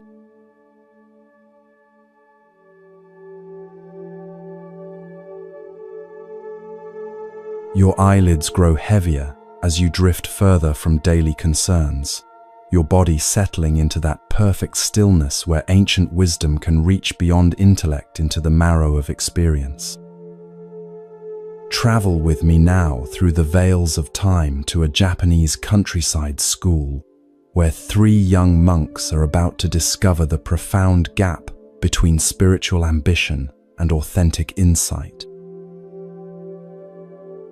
Morning sunlight spills across a simple courtyard, turning dew-dampened stones to scattered jewels.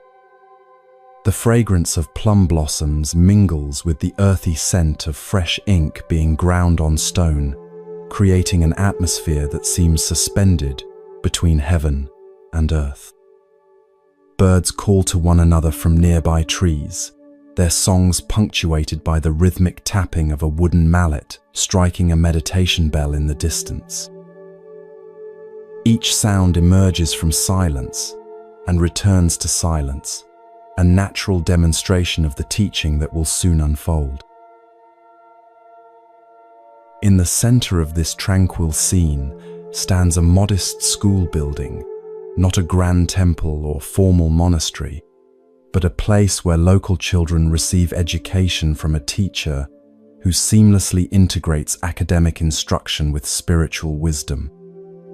The building breathes with age and constancy, its wooden beams darkened by decades of incense smoke, its tatami mats worn smooth by countless small feet, learning to navigate both written characters and life's deeper meanings. On the veranda sits the schoolmaster, a middle-aged man whose unpretentious appearance gives no obvious indication of his profound insight. He wears neither elaborate robes nor religious insignia, just the simple attire of a country teacher. Yet something in his presence suggests uncommon depth, the way he moves with unrushed precision, the quality of attention he brings to each child's efforts, the subtle humor that occasionally lights his eyes when a student discovers something for themselves. His hands, calloused from practical work yet gentle in guidance, move methodically along a line of calligraphy as he prepares the day's lesson. Around him, younger children practice brush strokes with intense concentration, their small faces serious with effort as they attempt to capture not just the form but the spirit of each character. Several occasionally glance up from their practice, seeking the teacher's nod of approval or subtle correction. The relationship between master and students feels neither rigidly hierarchical nor carelessly casual, but balanced in that perfect middle ground where true learning thrives. This atmosphere of focused yet relaxed attention gives the scene a quality of timelessness, as if this moment of learning has always existed and will continue long after these particular participants have departed. The peaceful rhythm of the morning shatters as 3 older boys, perhaps 14 or 15 years old, burst into the courtyard, their faces flushed with excitement that seems wildly out of place in this contemplative setting. These are the schoolmaster's senior students, who should have been practicing meditation in the small temple hall attached to the school grounds. Their unexpected return and obvious agitation immediately disrupts the younger children's concentration. Small heads turn from carefully formed characters to witness this unusual interruption, brushstrokes forgotten as the drama unfolds. The tallest boy, clearly the unofficial leader of the trio, hurries toward the schoolmaster with barely contained excitement. His bow, normally a gesture of mindful respect, is performed with such hasty impatience that it becomes almost a parody of the form. "Teacher, teacher," he calls, his voice far louder than appropriate for the setting. The most extraordinary thing has happened during our meditation. You won't believe what we experienced. Watch the schoolmaster's response, how he neither encourages this disruption through eager attention, nor discourages it through obvious disapproval. His face registers neither annoyance at the interrupted lesson, nor excitement at the boys' news. He simply turns toward them with complete presence, creating a space where whatever unfolds can be met with equanimity. "What has brought you here in such a state?" he asks, his voice modulated to gentle the excited energy the boys have introduced into the contemplative morning. The second boy steps forward, words tumbling over each other, in his eagerness to share. "We were meditating as you instructed, focusing on the lives of the ancient sages as you taught us last week." His hands gesture animatedly, physicalizing the mental excitement he cannot contain. Then something miraculous happened. I found myself transported in my mind to the presence of Confucius himself. It was as if I traveled through time. He spoke to me directly, sharing wisdom that isn't written in any of the texts we've studied. Feel the ripple of awe that passes through the younger students at this extraordinary claim. Their brushes lie forgotten as wide eyes move between the breathless storyteller and their teacher, seeking confirmation that such miraculous communication is indeed possible. A few whisper behind cupped hands, their expressions combining wonder with the first seeds of skepticism that mark developing discernment. The third boy, not to be outdone, quickly adds his own supernatural encounter. "That's nothing compared to my experience," he interjects, stepping slightly in front of his companion. "Lao Tzu himself appeared before me, revealing secret teachings about the Tao that have never been written down. He showed me visions of perfect harmony between heaven and earth, and explained the true meaning of the uncarved block." As he speaks, his chest visibly expands, with the importance of being selected for such rarefied wisdom. The first boy, clearly unwilling to be overshadowed, raises his voice to reclaim attention. "But I had the most profound experience of all," he announces, positioning himself center stage. "Buddha himself appeared before me, surrounded by golden light. He told me I have a special destiny and revealed insights that will revolutionize our understanding of his teachings." His expression conveys absolute certainty in the reality of this vision, along with unmistakable pride at being singled out for such divine attention. Study the schoolmaster's face during these increasingly competitive spiritual claims.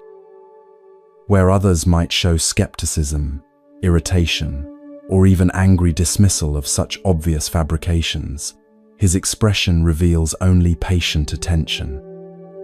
No judgment creases his brow, no sarcasm tightens his mouth. He simply observes, creating through his complete presence a mirror in which the young monks might eventually see themselves clearly. The younger students have now completely abandoned their calligraphy practice, all eyes moving between the bold storytellers and their unusually quiet teacher. The morning sounds continue unchanged. Birds call, insects hum. The distant temple bell marks time's passage, creating a natural backdrop of constancy against which this human drama of ambition and exaggeration plays out. After what feels like a very long moment of silence, a space the schoolmaster neither rushes to fill nor awkwardly extends, he finally speaks. "How remarkable," he says simply, his tone neither endorsing nor dismissing these extraordinary claims. "Each of you has had such a vision." He rises unhurriedly from his seated position, brushing his simple robe with hands that have known both scholarly and physical labor. "Please, come with me. I wish to show you something before we discuss these experiences further." The three boys exchange glances, their earlier bravado slightly dented by this unexpected response. They had clearly anticipated either impressed amazement or perhaps skeptical questioning, reactions they had prepared for with further elaborate details. This calm redirection catches them off balance. Nevertheless, they follow the schoolmaster as he walks toward the small kitchen at the far end of the courtyard, their earlier excitement now tinged with puzzlement. Inside the modest kitchen, an elderly cook prepares the midday meal with the same meditative attention the schoolmaster brings to teaching. His gnarled hands move with surprising grace as he slices vegetables harvested that morning from the school garden. Rice steams in a large pot, filling the air with its clean, comforting aroma. The cook acknowledges the schoolmaster with a slight nod, but continues his work without interruption, embodying the principle that even the most mundane tasks contain opportunities for complete presence. The schoolmaster approaches a shelf where various containers hold kitchen staples. With deliberate movements that invite full attention, he reaches for a small ceramic jar, removes its lid, and extends it toward the three boys. "Please," he says, "each of you taste this, and tell me what you think." Observe how this simple request immediately alters the atmosphere. The boys look at each other in confusion, then at the jar containing what appears to be ordinary salt. This mundane substance seems worlds away from the exalted spiritual visions they were describing moments before. The jarring shift from transcendent claims to this prosaic reality creates a moment of cognitive dissonance that the schoolmaster allows to hang in the air, neither explaining nor apologizing for this unexpected turn. The first boy, perhaps wanting to maintain his leadership position, steps forward. He wets his finger, dips it into the jar, and brings a small amount to his mouth. His face immediately contorts in an expression of disgust that seems impossible to fake. "Ugh!" he exclaims, unable to maintain any semblance of dignity. "This is terribly bitter. It's not salt at all. It must be some kind of medicine or poison." The second boy, now more cautious after his friend's reaction, takes only the tiniest taste. His expression registers surprise rather than disgust. "No, it's not bitter," he contradicts with the certainty of direct experience. "It's intensely sour, like unripe plums or vinegar." The third boy, perhaps hoping to demonstrate superior discernment, tastes the substance and nods with sage importance. "You're both wrong," he declares with authority. "It's neither bitter nor sour, but unbearably salty, much more concentrated than what we normally use in cooking." Feel the tension building in this simple kitchen as the three boys realize they have given completely contradictory answers about something as basic and verifiable as the taste of a common substance. The elderly cook continues his vegetable preparation, but his movements have slowed, and you sense he is listening carefully to this exchange.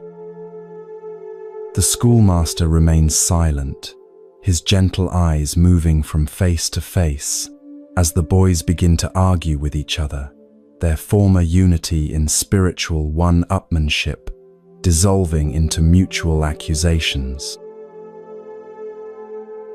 How can you possibly say it's sour? Your sense of taste must be completely defective, the first boy insists to the second. And how could you mistake salt for something bitter?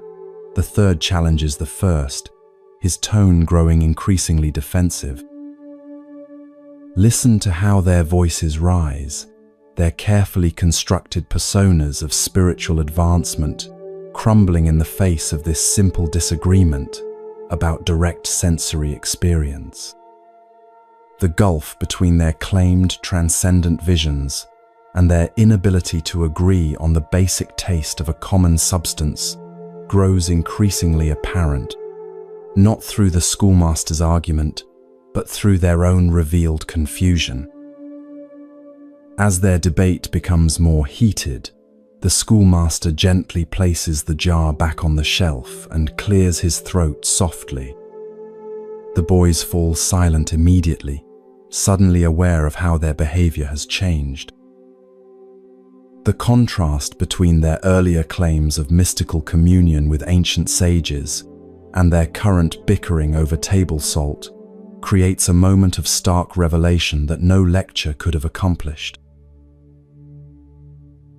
"Interesting," says the schoolmaster, his voice neither stern nor mocking but clear as still water.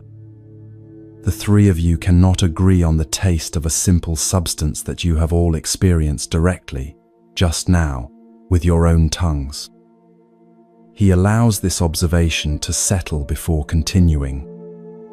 "Yet you expect me to believe that you have each accurately perceived and can now report the exact words and teachings of ancient sages who lived hundreds or thousands of years ago."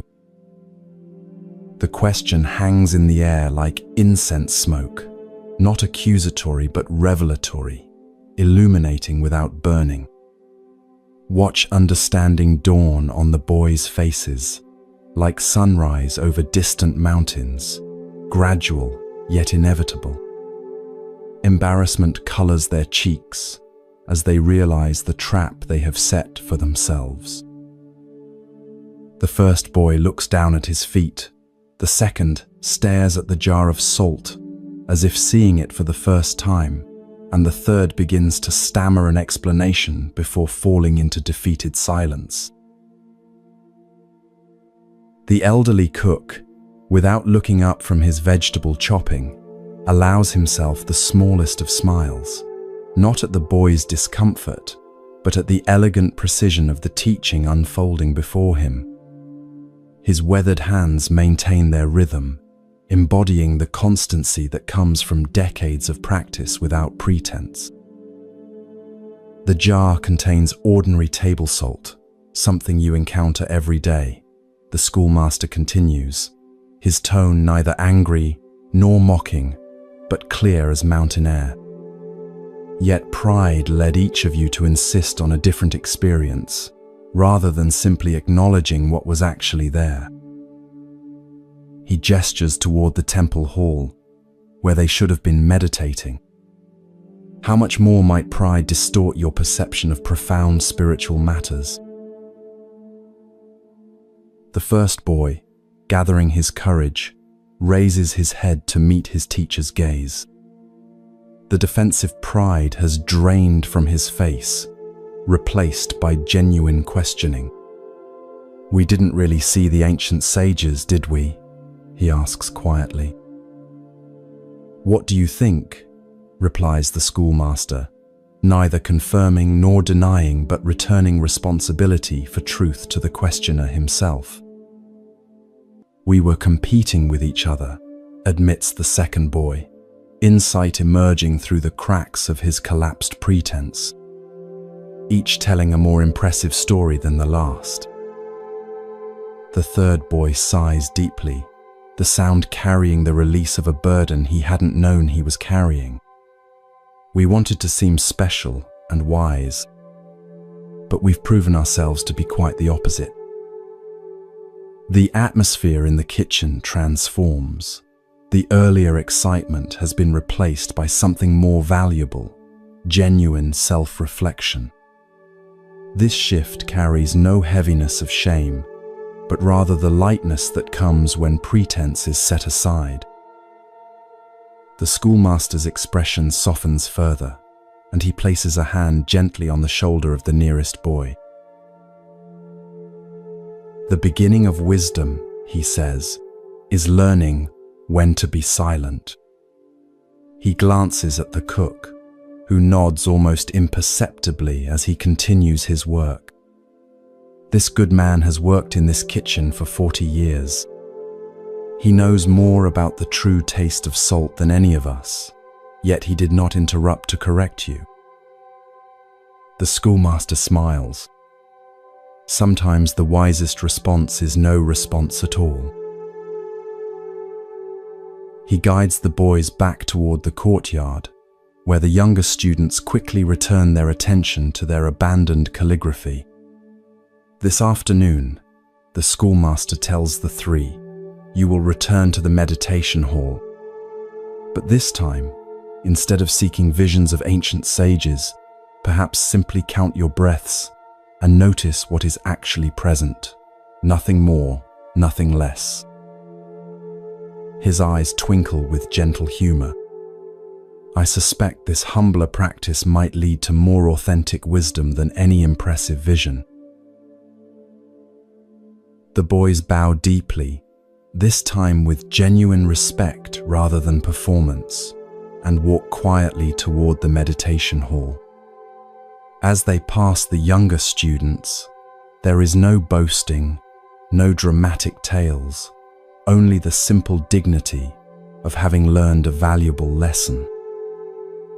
The schoolmaster returns to his place on the veranda, watching as his students resume their practice, the peaceful rhythm of the day restored. What makes this teaching so powerful is how it addresses a universal human tendency, our eagerness to claim special understanding or experience, particularly in spiritual matters.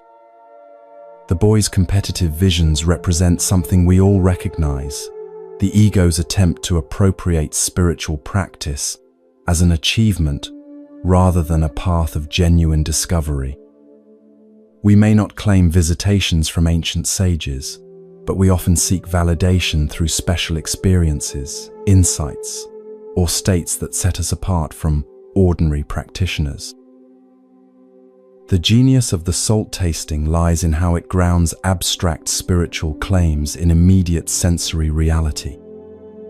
If we cannot accurately perceive and report something as simple as taste, a direct experience available to verification, how much more suspect are our claims about subtle spiritual realities?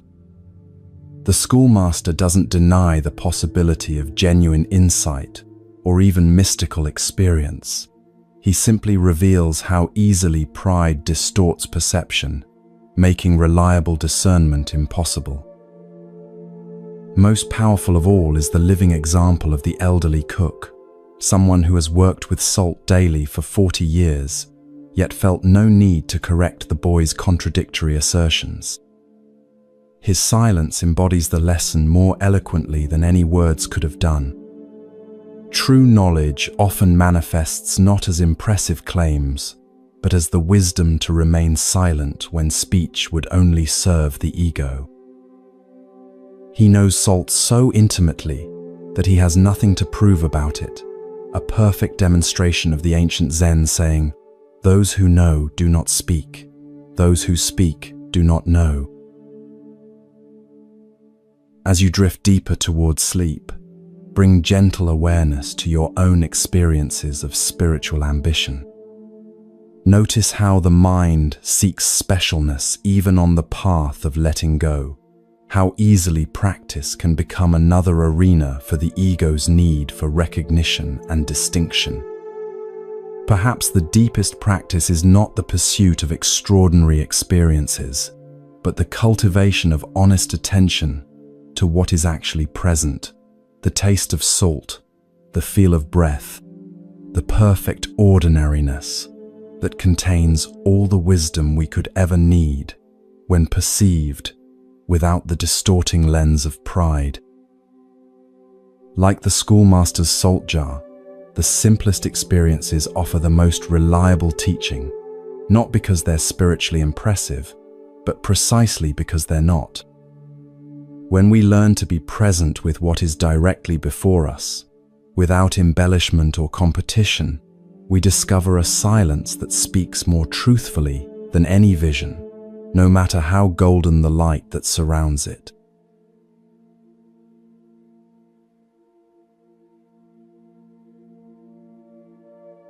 To compare your spiritual path with others, or to value extraordinary insights over simple presence. Like the taste of salt, direct, immediate, and requiring no elaboration, the most profound truths are often the simplest, available in every moment, when we approach them with honest attention, rather than seeking to impress others or ourselves.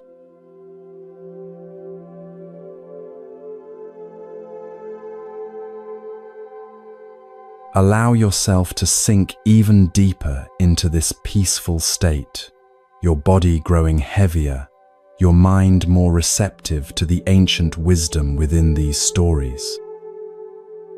With each breath, you're drifting further into this twilight realm between wakefulness and sleep.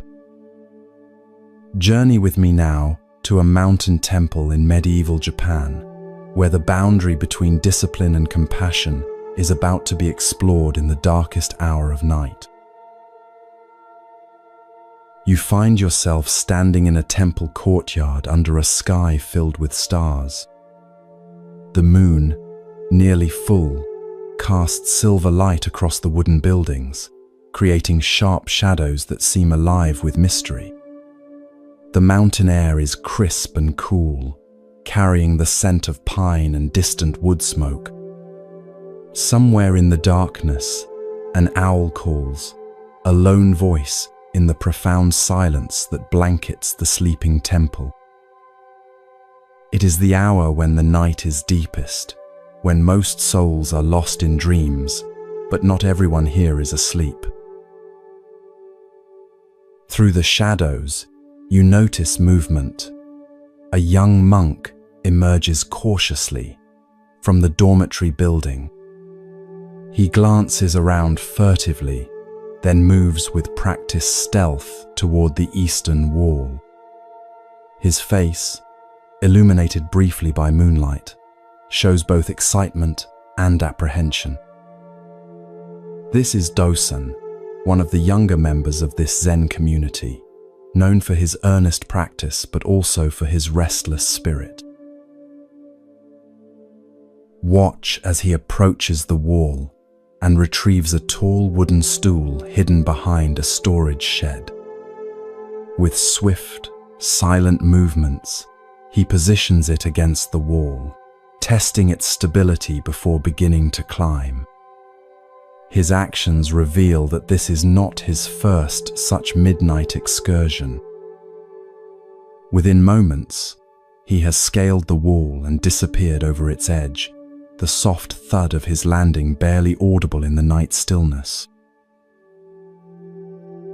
The temple returns to silence, but only briefly. From another building, smaller and set apart from the others, a door slides open with deliberate slowness. An elderly figure emerges, moving with the unhurried grace of deep experience. This is Master Sengai, the temple's abbot, renowned throughout the province for both his wisdom and his unconventional teaching methods. In the moonlight, you can see that despite his advanced age, Sengai's movements are fluid and precise.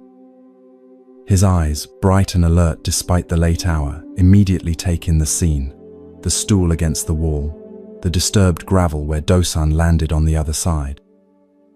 Unlike many senior teachers who might delegate discipline to junior monks, Sengai approaches the wall himself. With a slight smile playing at the corners of his mouth, he removes the stool, places it out of sight, and then does something unexpected. He positions himself exactly where the stool had been, standing perfectly still against the wall. Time passes.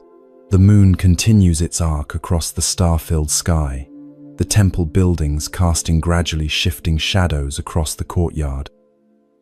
An hour, perhaps two, goes by before you hear soft footsteps approaching from the other side of the wall. Dosan has returned from whatever nighttime adventure called him from his proper place. You hear a barely audible grunt as the young monk leaps to grasp the top of the wall, pulling himself up with the strength of regular physical training. As he perches momentarily on the wall's edge, his expression is one of satisfied relief. He has once again managed his secret departure and return without detection.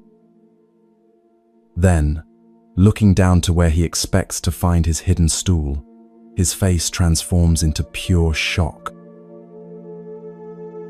In the stool's place stands Master Sengai, looking up at him with those penetrating eyes that seem to miss nothing. The young monk freezes, caught literally between the outside world and the temple, unable to retreat or advance. His face drains of color, even in the silvery moonlight. This is the moment he has feared: discovery, shame, perhaps expulsion from the community he has, despite his wandering ways, come to cherish. Feel the weight of this tense silence, the young monk trapped atop the wall, the elderly master standing calmly below, neither speaking as the night holds its breath around them.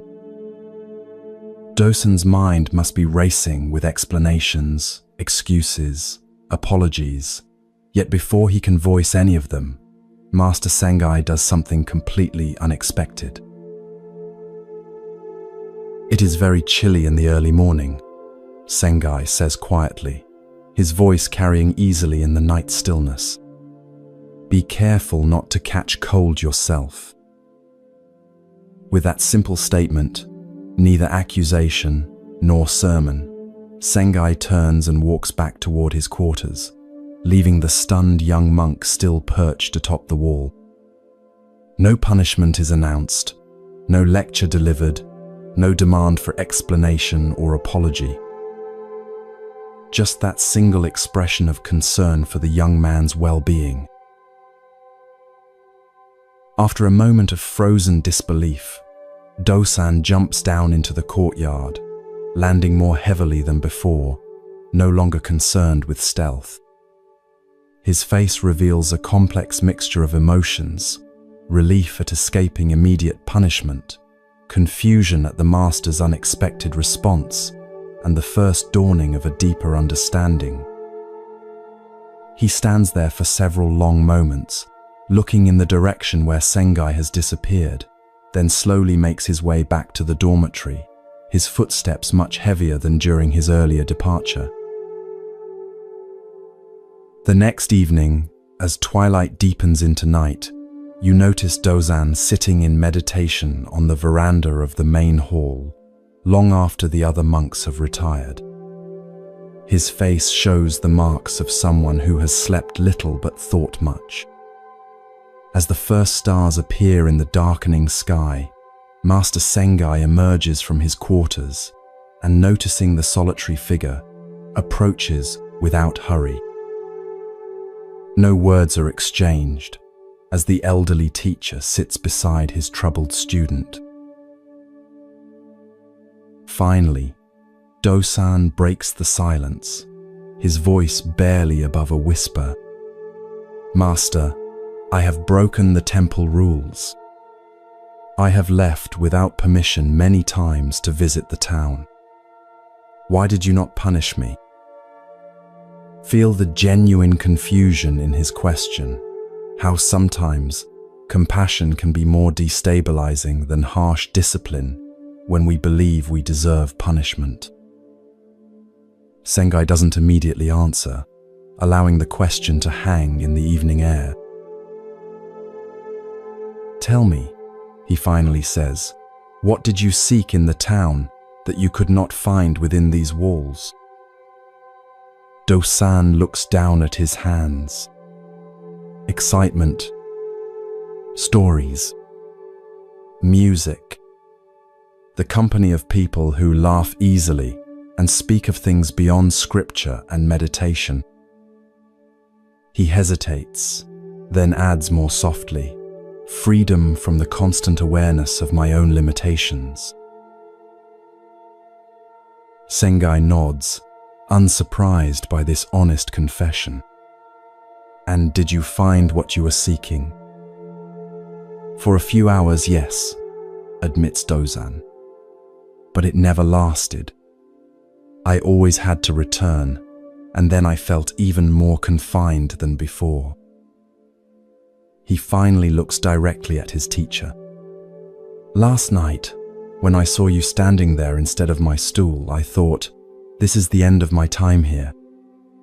I was terrified, yet also almost relieved that I would no longer need to live this double life." "And now?" asks Sengai simply. "Now I am more confused than ever," confesses Dosan. "Your kindness feels heavier than any punishment. I don't understand why you would show concern for my health when I have shown such disrespect for your teachings." A gentle smile forms on Sengai's weathered face. "The rules of this temple are not my teachings. They are merely scaffolding to support the real work." He gestures toward the wall that Dosan had climbed the previous night. "That wall does not exist to keep you in, but to ask a question. What do you truly want? Each time you climb it, you are answering that question, whether you realize it or not."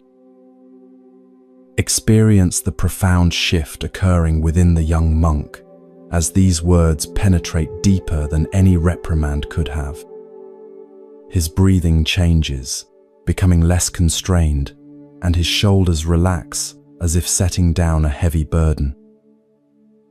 "I've been answering the question wrongly," he says slowly, "believing that freedom lay outside rather than within." Sengai neither confirms nor denies this realization, allowing the young monk to find his own truth. "Tonight the gate stands open," he says instead, gesturing toward the main entrance. "You may leave through it if you wish, with no need for midnight climbing. Or you may stay. Either way, let your choice be made with full awareness rather than divided mind." With that, the master rises and returns to his quarters, leaving Dosan alone with a decision far more meaningful than whether to stay or go, the decision to live with integrity rather than internal division. As night fully embraces the temple, you observe Dosan rise from the veranda and walk, not toward the open gate, but toward the meditation hall, where he enters and assumes the posture of zazen.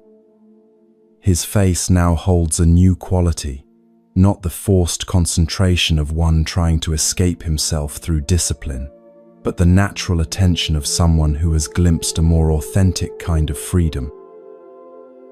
The midnight excursions never resume, not because the wall has become higher, but because the questions that drove them have been transformed through compassionate understanding rather than rigid enforcement. This story reveals the subtle wisdom of Sengai's approach to discipline.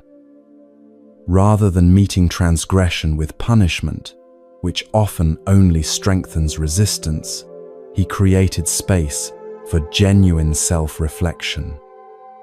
His unexpected compassion forced Dozan to confront the deeper questions beneath his behavior. Instead of externally imposing rules, Sengai invited the young monk to discover his own authentic commitment. In our own lives, we often create similar divisions, presenting one face to the world while secretly pursuing desires that conflict with our stated values. We climb walls of our own making, seeking freedom or fulfillment in places that ultimately cannot provide it. Like Dosan, we may find that what we're truly seeking is not outside ourselves, but in the integrity that comes from aligning our actions with our deepest values. As you drift deeper into relaxation, consider where you might be living with such division, where you might be climbing walls at midnight rather than walking through the open gate of honest self-examination. Notice how exhausting this double life can be, and how much energy is freed when we bring our hidden longings into the light of awareness. The most profound freedom, this story suggests, comes not from escaping our commitments, but from engaging them with our whole being, no longer divided against ourselves, but present and integrated in each choice we make.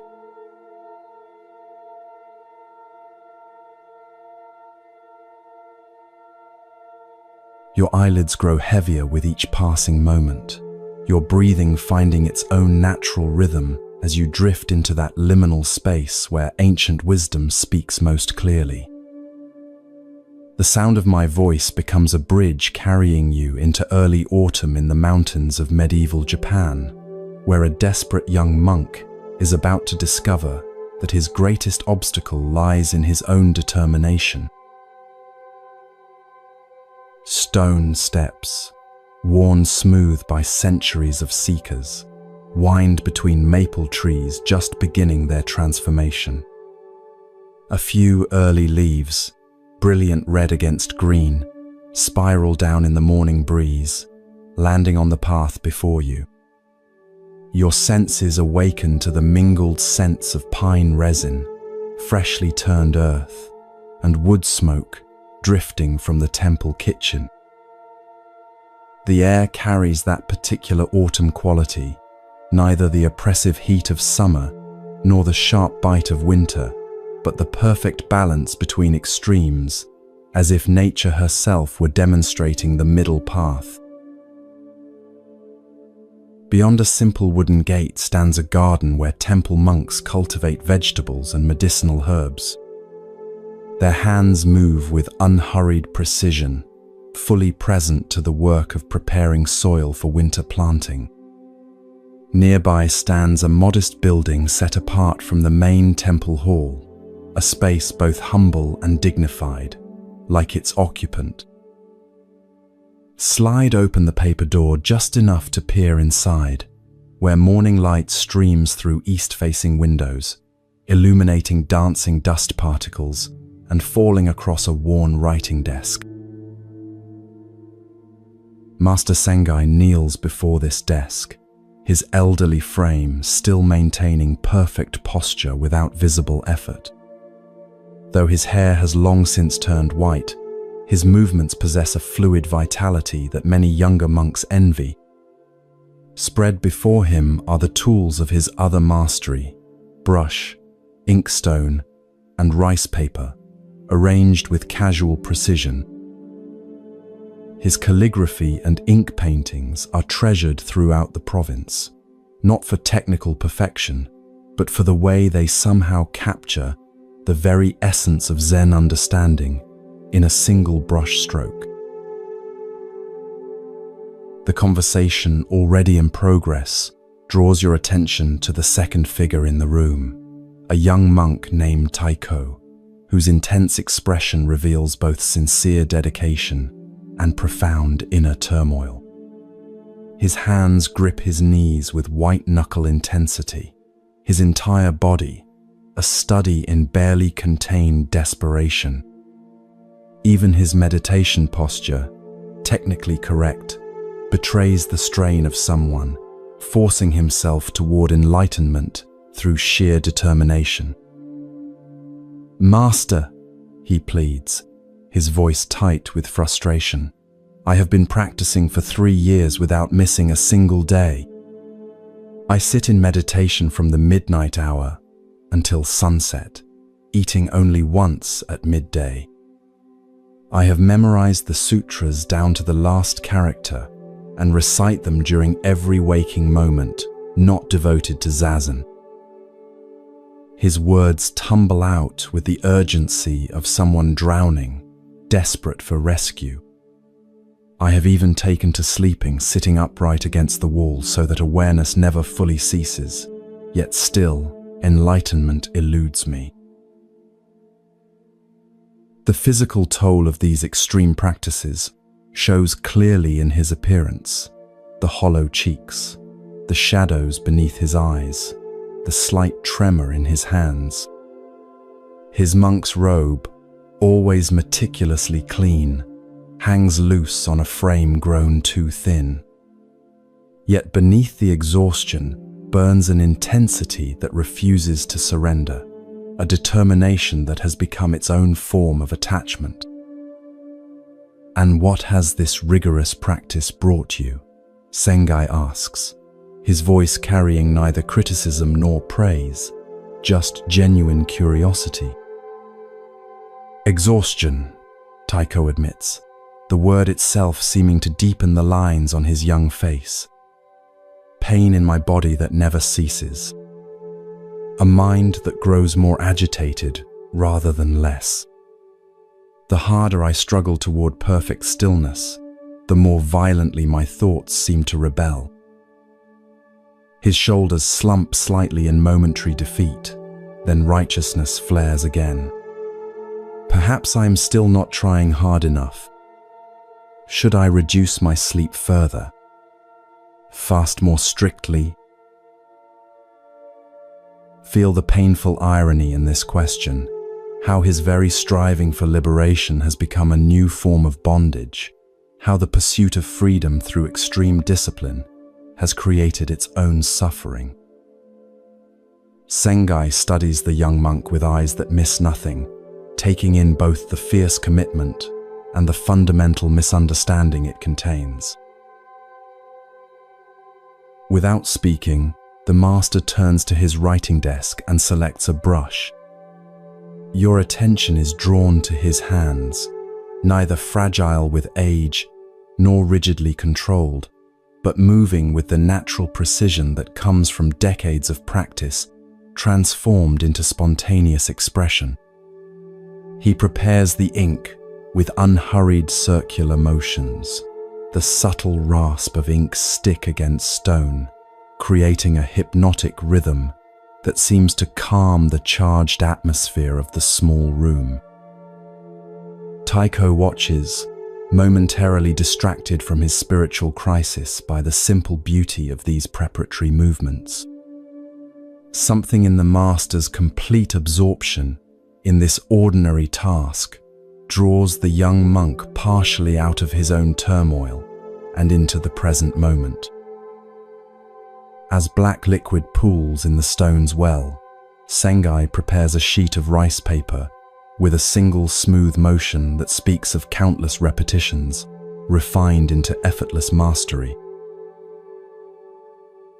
The moment the brush touches paper, you sense a gathering of energy, not the forced intensity of someone trying to create something impressive, but the natural concentration of someone fully united with their action.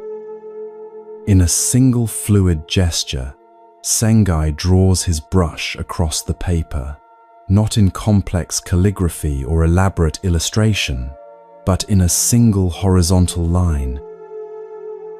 This line, you notice, contains surprising life. It begins thin at the left edge, gradually thickens as it crosses the center of the page, where the brush pressed more fully into the paper, then tapers again as it approaches the right margin. Though appearing simple, almost elementary, the line pulses with a vitality that purely technical perfection could never achieve. It somehow embodies both structure and freedom, discipline and spontaneity in a single gesture across empty space. Sengai sets his brush down and slides the paper toward Taiko without comment.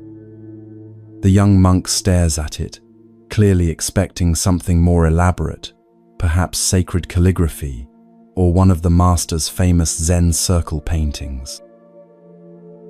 "A line, master?" he says finally, unable to hide his confusion. "Just a single brush stroke?" His furrowed brow reveals his struggle to connect this elementary mark with his profound spiritual crisis. "Look more closely," Sengai suggests, his tone neither commanding nor pleading, but inviting deeper attention. Watch as Taiko leans forward, studying the line with growing concentration, as if it might contain some hidden message, visible only through intense scrutiny. "It begins thin," he observes hesitantly, grows thicker in the middle, then becomes thin again at the end. Sengai nods, the slight crinkling around his eyes suggesting satisfaction with this simple observation. "The Dharma of the middle way," he says, the familiar teaching suddenly made visible rather than merely intellectual. Not too tight, not too loose, like tuning the string of an instrument. Too tight, and it breaks under the strain. Too loose, and it makes no music. He points to the right end of the line where it tapers to almost nothing. "Your practice has become like this end, so extreme that it barely exists, so tight it may snap at any moment." His finger moves to the opposite end. "Before your extraordinary efforts, perhaps you were too casual, like this other end, so loose and undefined that no resonance could emerge." Finally, his finger rests on the fullest part of the line, where the brush made its most complete contact with the paper. The Buddha discovered the middle way only after trying both extremes and finding that neither led to awakening. Feel the atmosphere shift as understanding begins to dawn in Taiko's exhausted face. The simple visual demonstration reaches him in a way that no amount of verbal instruction could have done. The abstract concept of middle way suddenly made tangible through this living line traced in ink. His breathing visibly changes, becoming less constrained, and his death grip on his knees gradually eases. "But master," he says, genuine puzzlement in his voice, "without intense effort, how will I ever break through to enlightenment? Surely dedication and discipline are necessary for advancement on the path." "Consider your breath," responds Sengai, not dismissing the question but redirecting it toward direct experience. "What happens when you try to control it completely, forcing it to be deeper or slower or perfectly even?" Taiko closes his eyes briefly, experimenting with this internal control. "It becomes strained," he admits. "Artificial, almost painful." As he speaks these words, his own breathing naturally deepens and slows, no longer compressed by the rigid posture of extreme effort. "And if you ignore it entirely," prompts Sengai, "it grows shallow and irregular. The mind drifts. Practice loses its foundation. Yet there is a way of being with the breath that is neither forcing nor neglecting," Sengai observes. attentive but not controlling, present but not grasping. He gestures again to the brushstroke before them.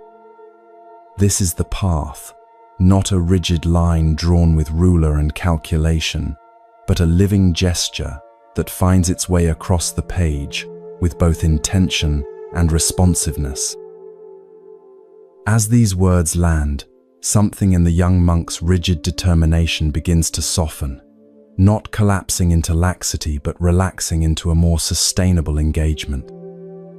Even his physical presence shifts, his posture remaining upright but without the strained quality that had made it seem like he was constantly bracing against some internal storm. Starting tomorrow, Sengai continues, offering specific guidance rather than leaving the young monk with mere abstraction. Eat 2 meals instead of 1. Sleep lying down for at least 4 hours each night. Sit in meditation for no more than 2 hours at a time, then walk mindfully in the garden before sitting again. Each instruction lands like gentle rain on parched soil, not washing away the young monk's dedication, but nourishing it into healthier growth.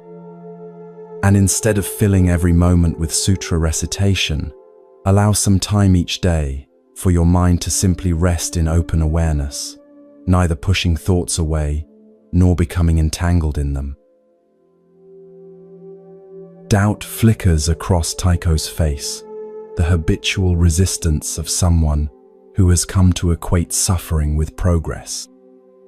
But isn't that too easy, Master? The word easy carries all his fear that moderation might mean mediocrity, that balance might be merely compromise. Sengai's laughter fills the small room, not mockery but genuine delight at the perfect mirror this question provides. Try it for 1 month, he suggests, eyes twinkling with knowing humor. You may discover that the middle path is not easy at all. In fact, it may be the most challenging practice of all, for it requires constant adjustment rather than rigid rules. He picks up the brush again and adds a single character beside the horizontal line, the Japanese symbol for balance. Like walking a narrow mountain ridge, it demands moment-by-moment awareness and responsiveness.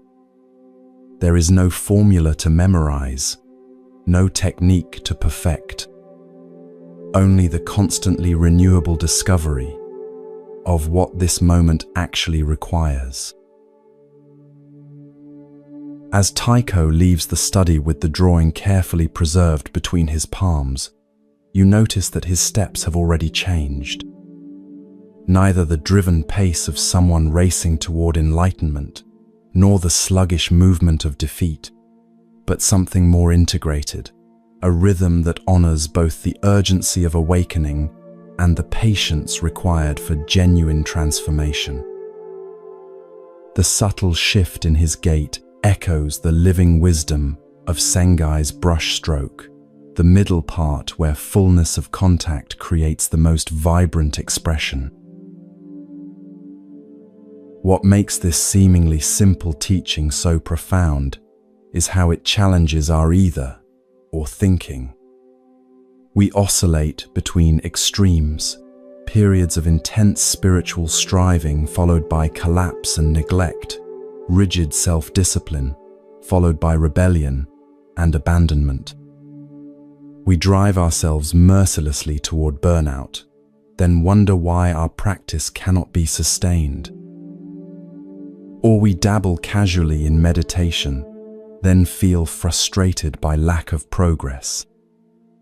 Like Taiko, we may believe that awakening requires extraordinary measures, pushing ourselves beyond reasonable limits in pursuit of breakthrough experiences.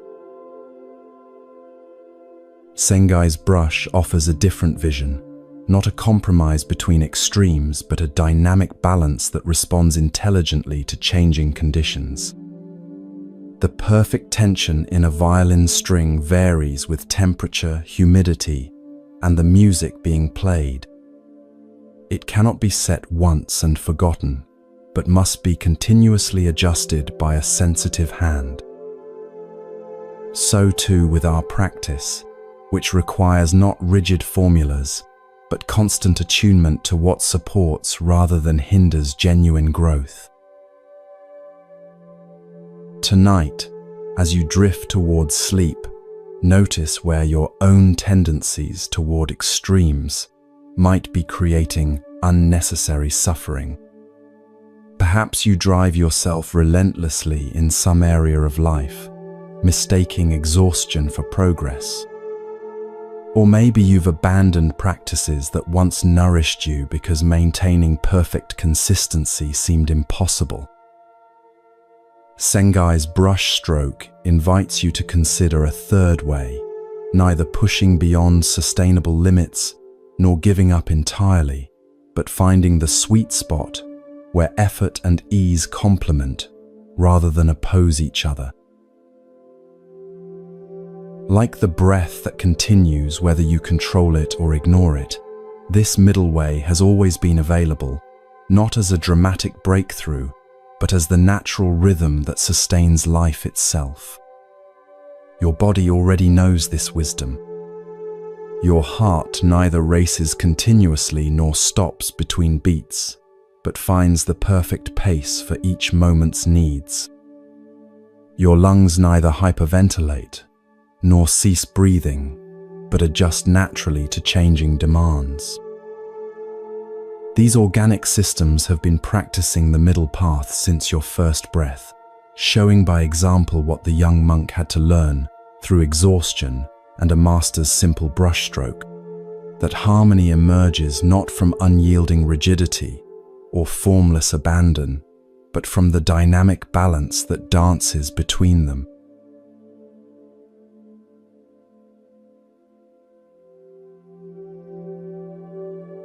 Let your awareness continue to drift deeper now, your body becoming heavier, your breath finding its own natural rhythm. Feel yourself suspended in that perfect space between wakefulness and sleep, where ancient wisdom can speak directly to your heart. Journey with me now to a small village in rural Japan, where a simple yet profound lesson about balance and generosity is about to unfold. You find yourself walking along a narrow dirt path that winds between rice paddies shimmering with irrigation water. The late afternoon sun casts long shadows across the landscape, turning the surface of the paddies into mirrors that reflect the surrounding mountains and drifting clouds. A gentle breeze carries the earthy scent of fertile soil and the sweet fragrance of wildflowers blooming along the path's edge. Ahead lies a humble village, a cluster of wooden houses with thatched roofs, smoke rising from cooking fires as the day begins to wane.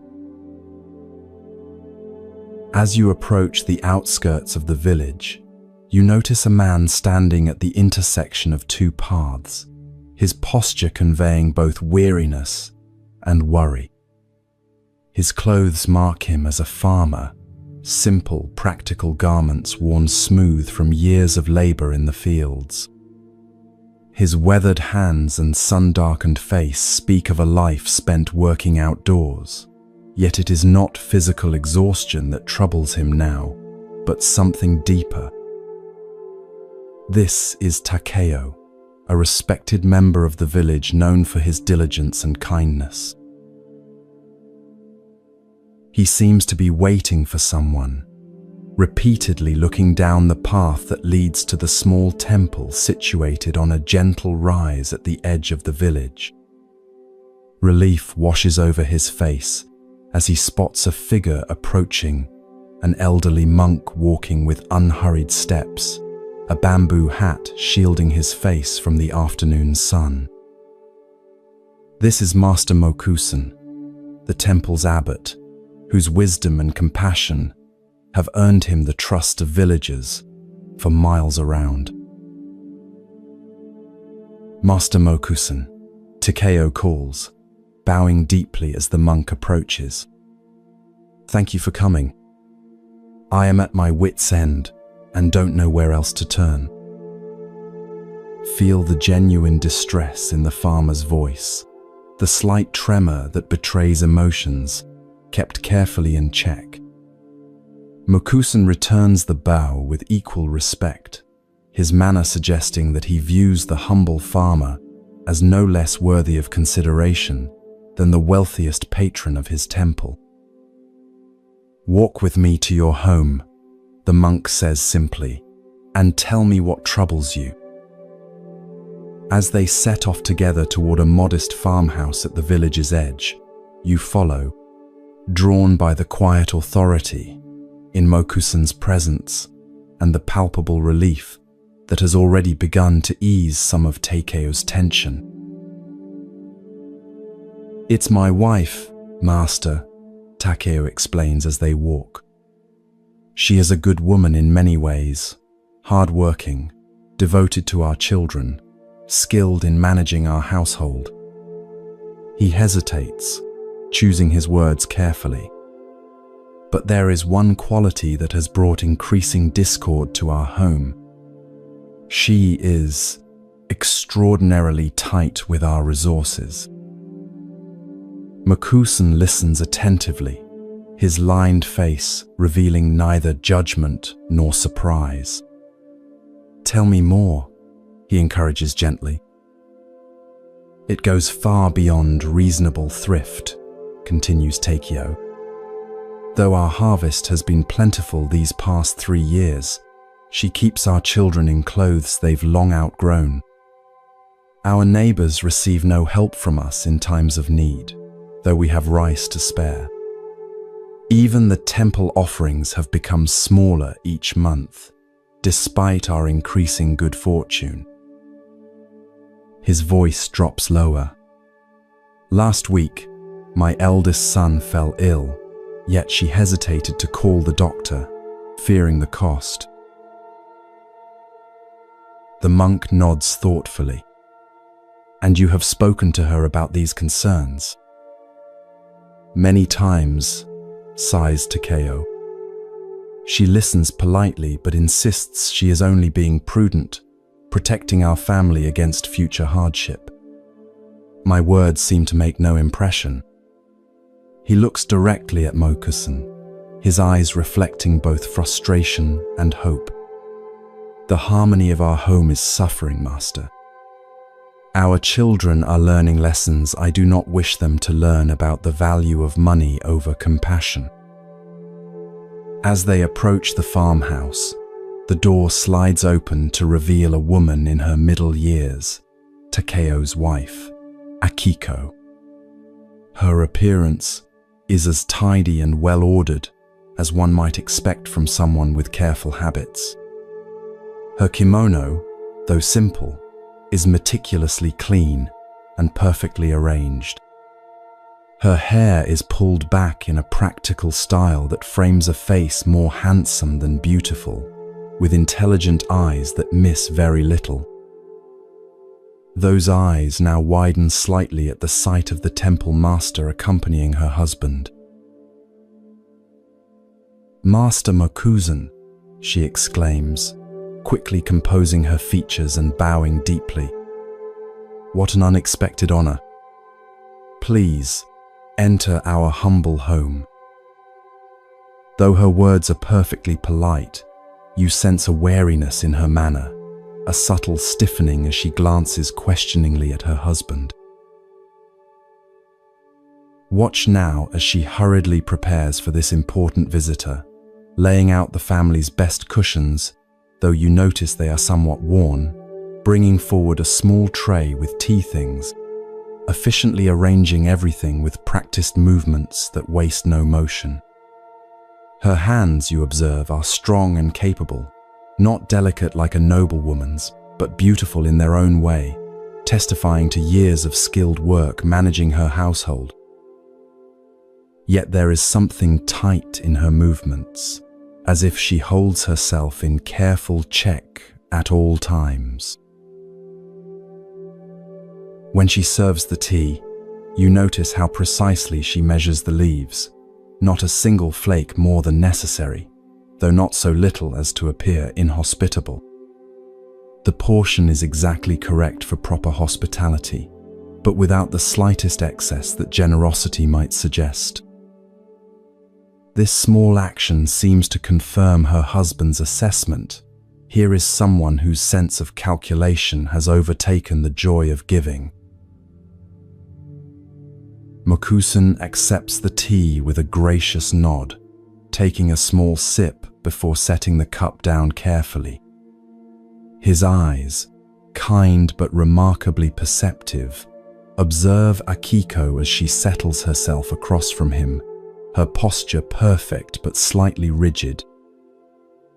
"You have a beautiful home," the monk comments, gesturing to the spotless room with its simple but orderly furnishings. Everything in its proper place.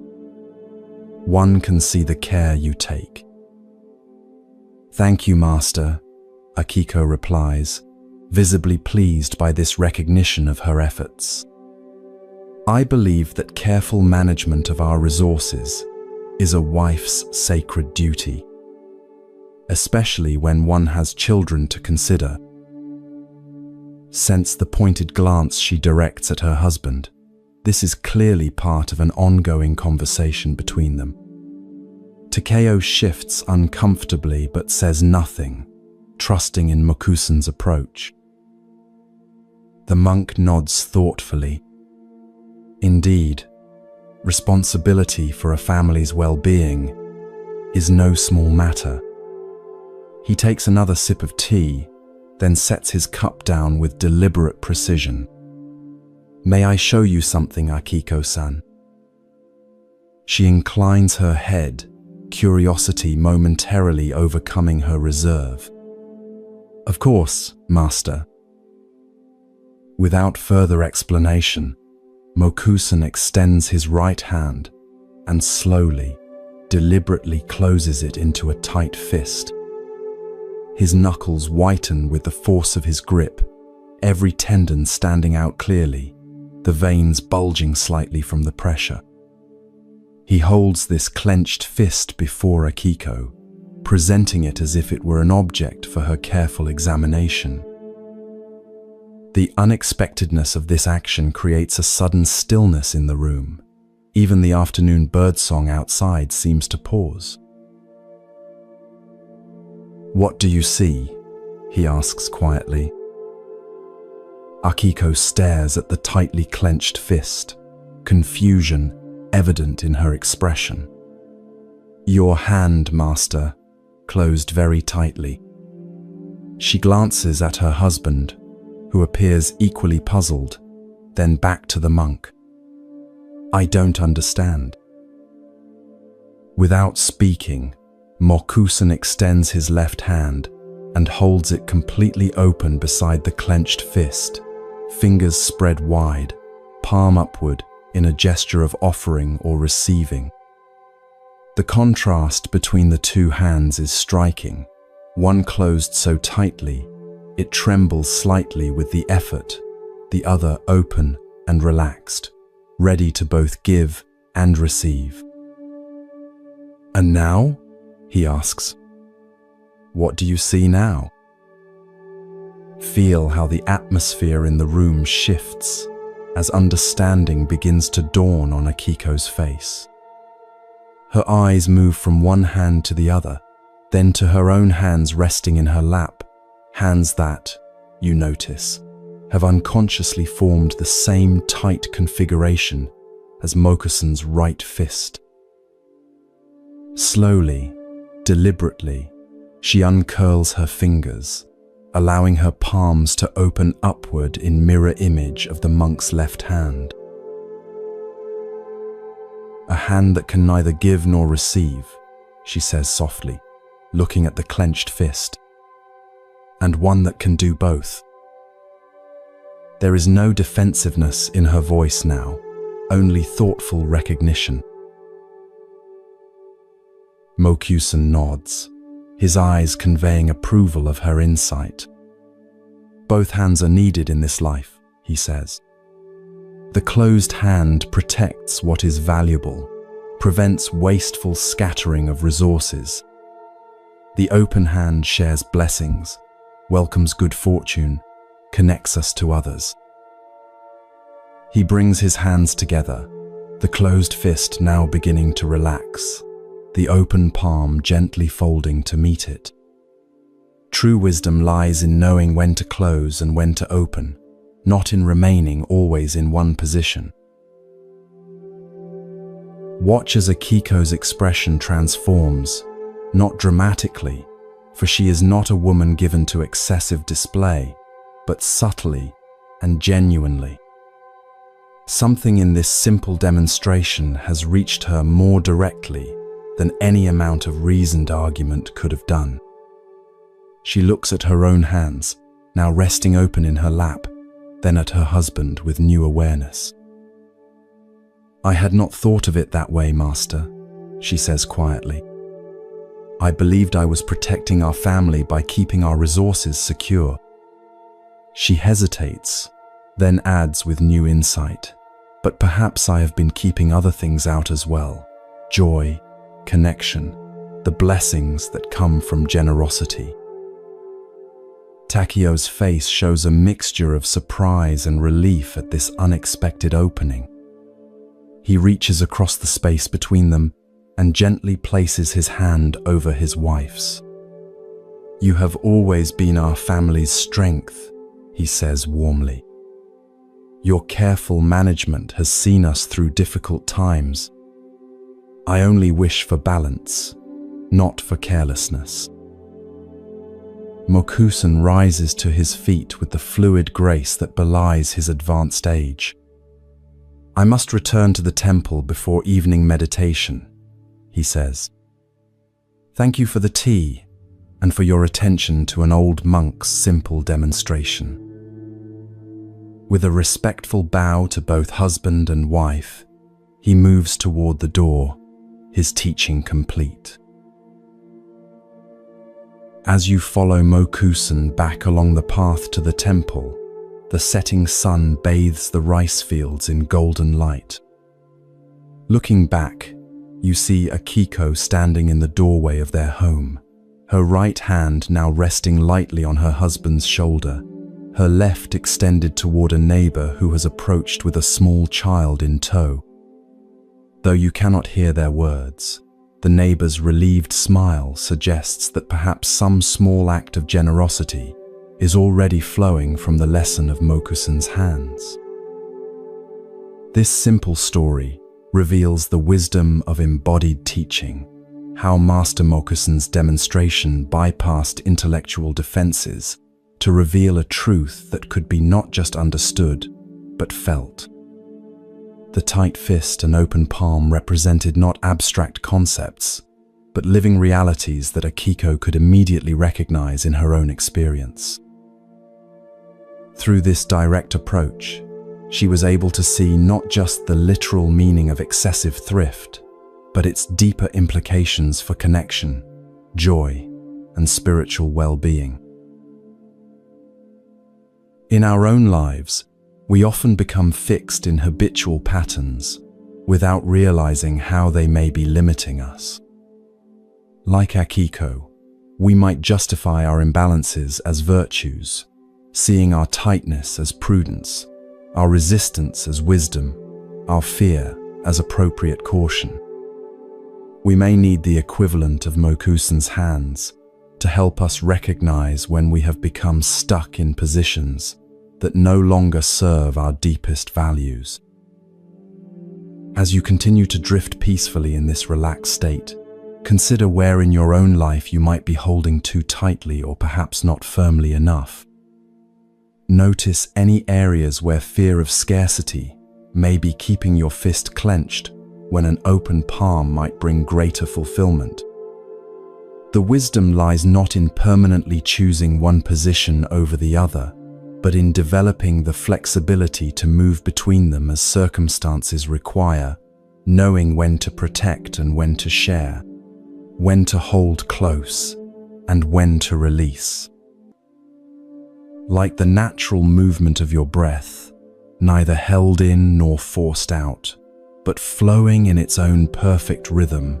True balance comes from responding to life with both strength and openness.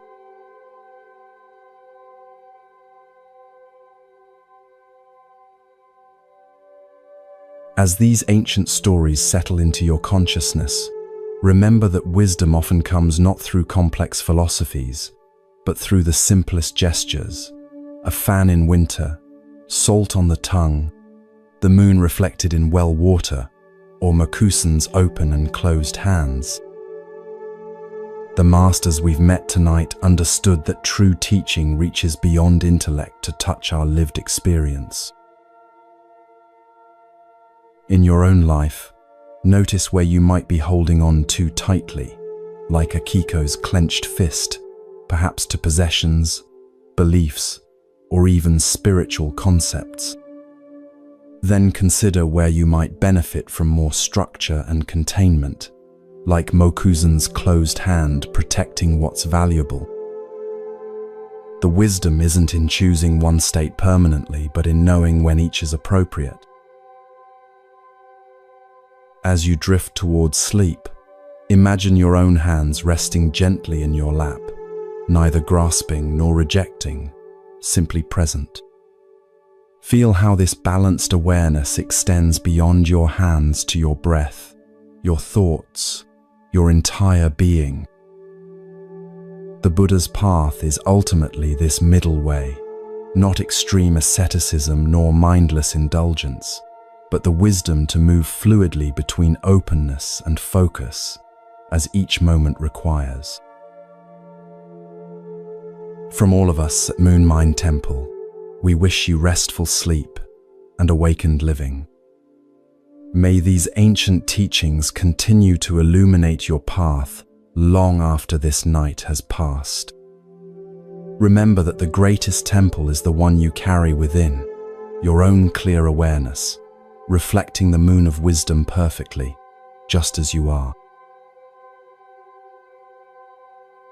Thank you for joining us on this journey through the heart of Zen.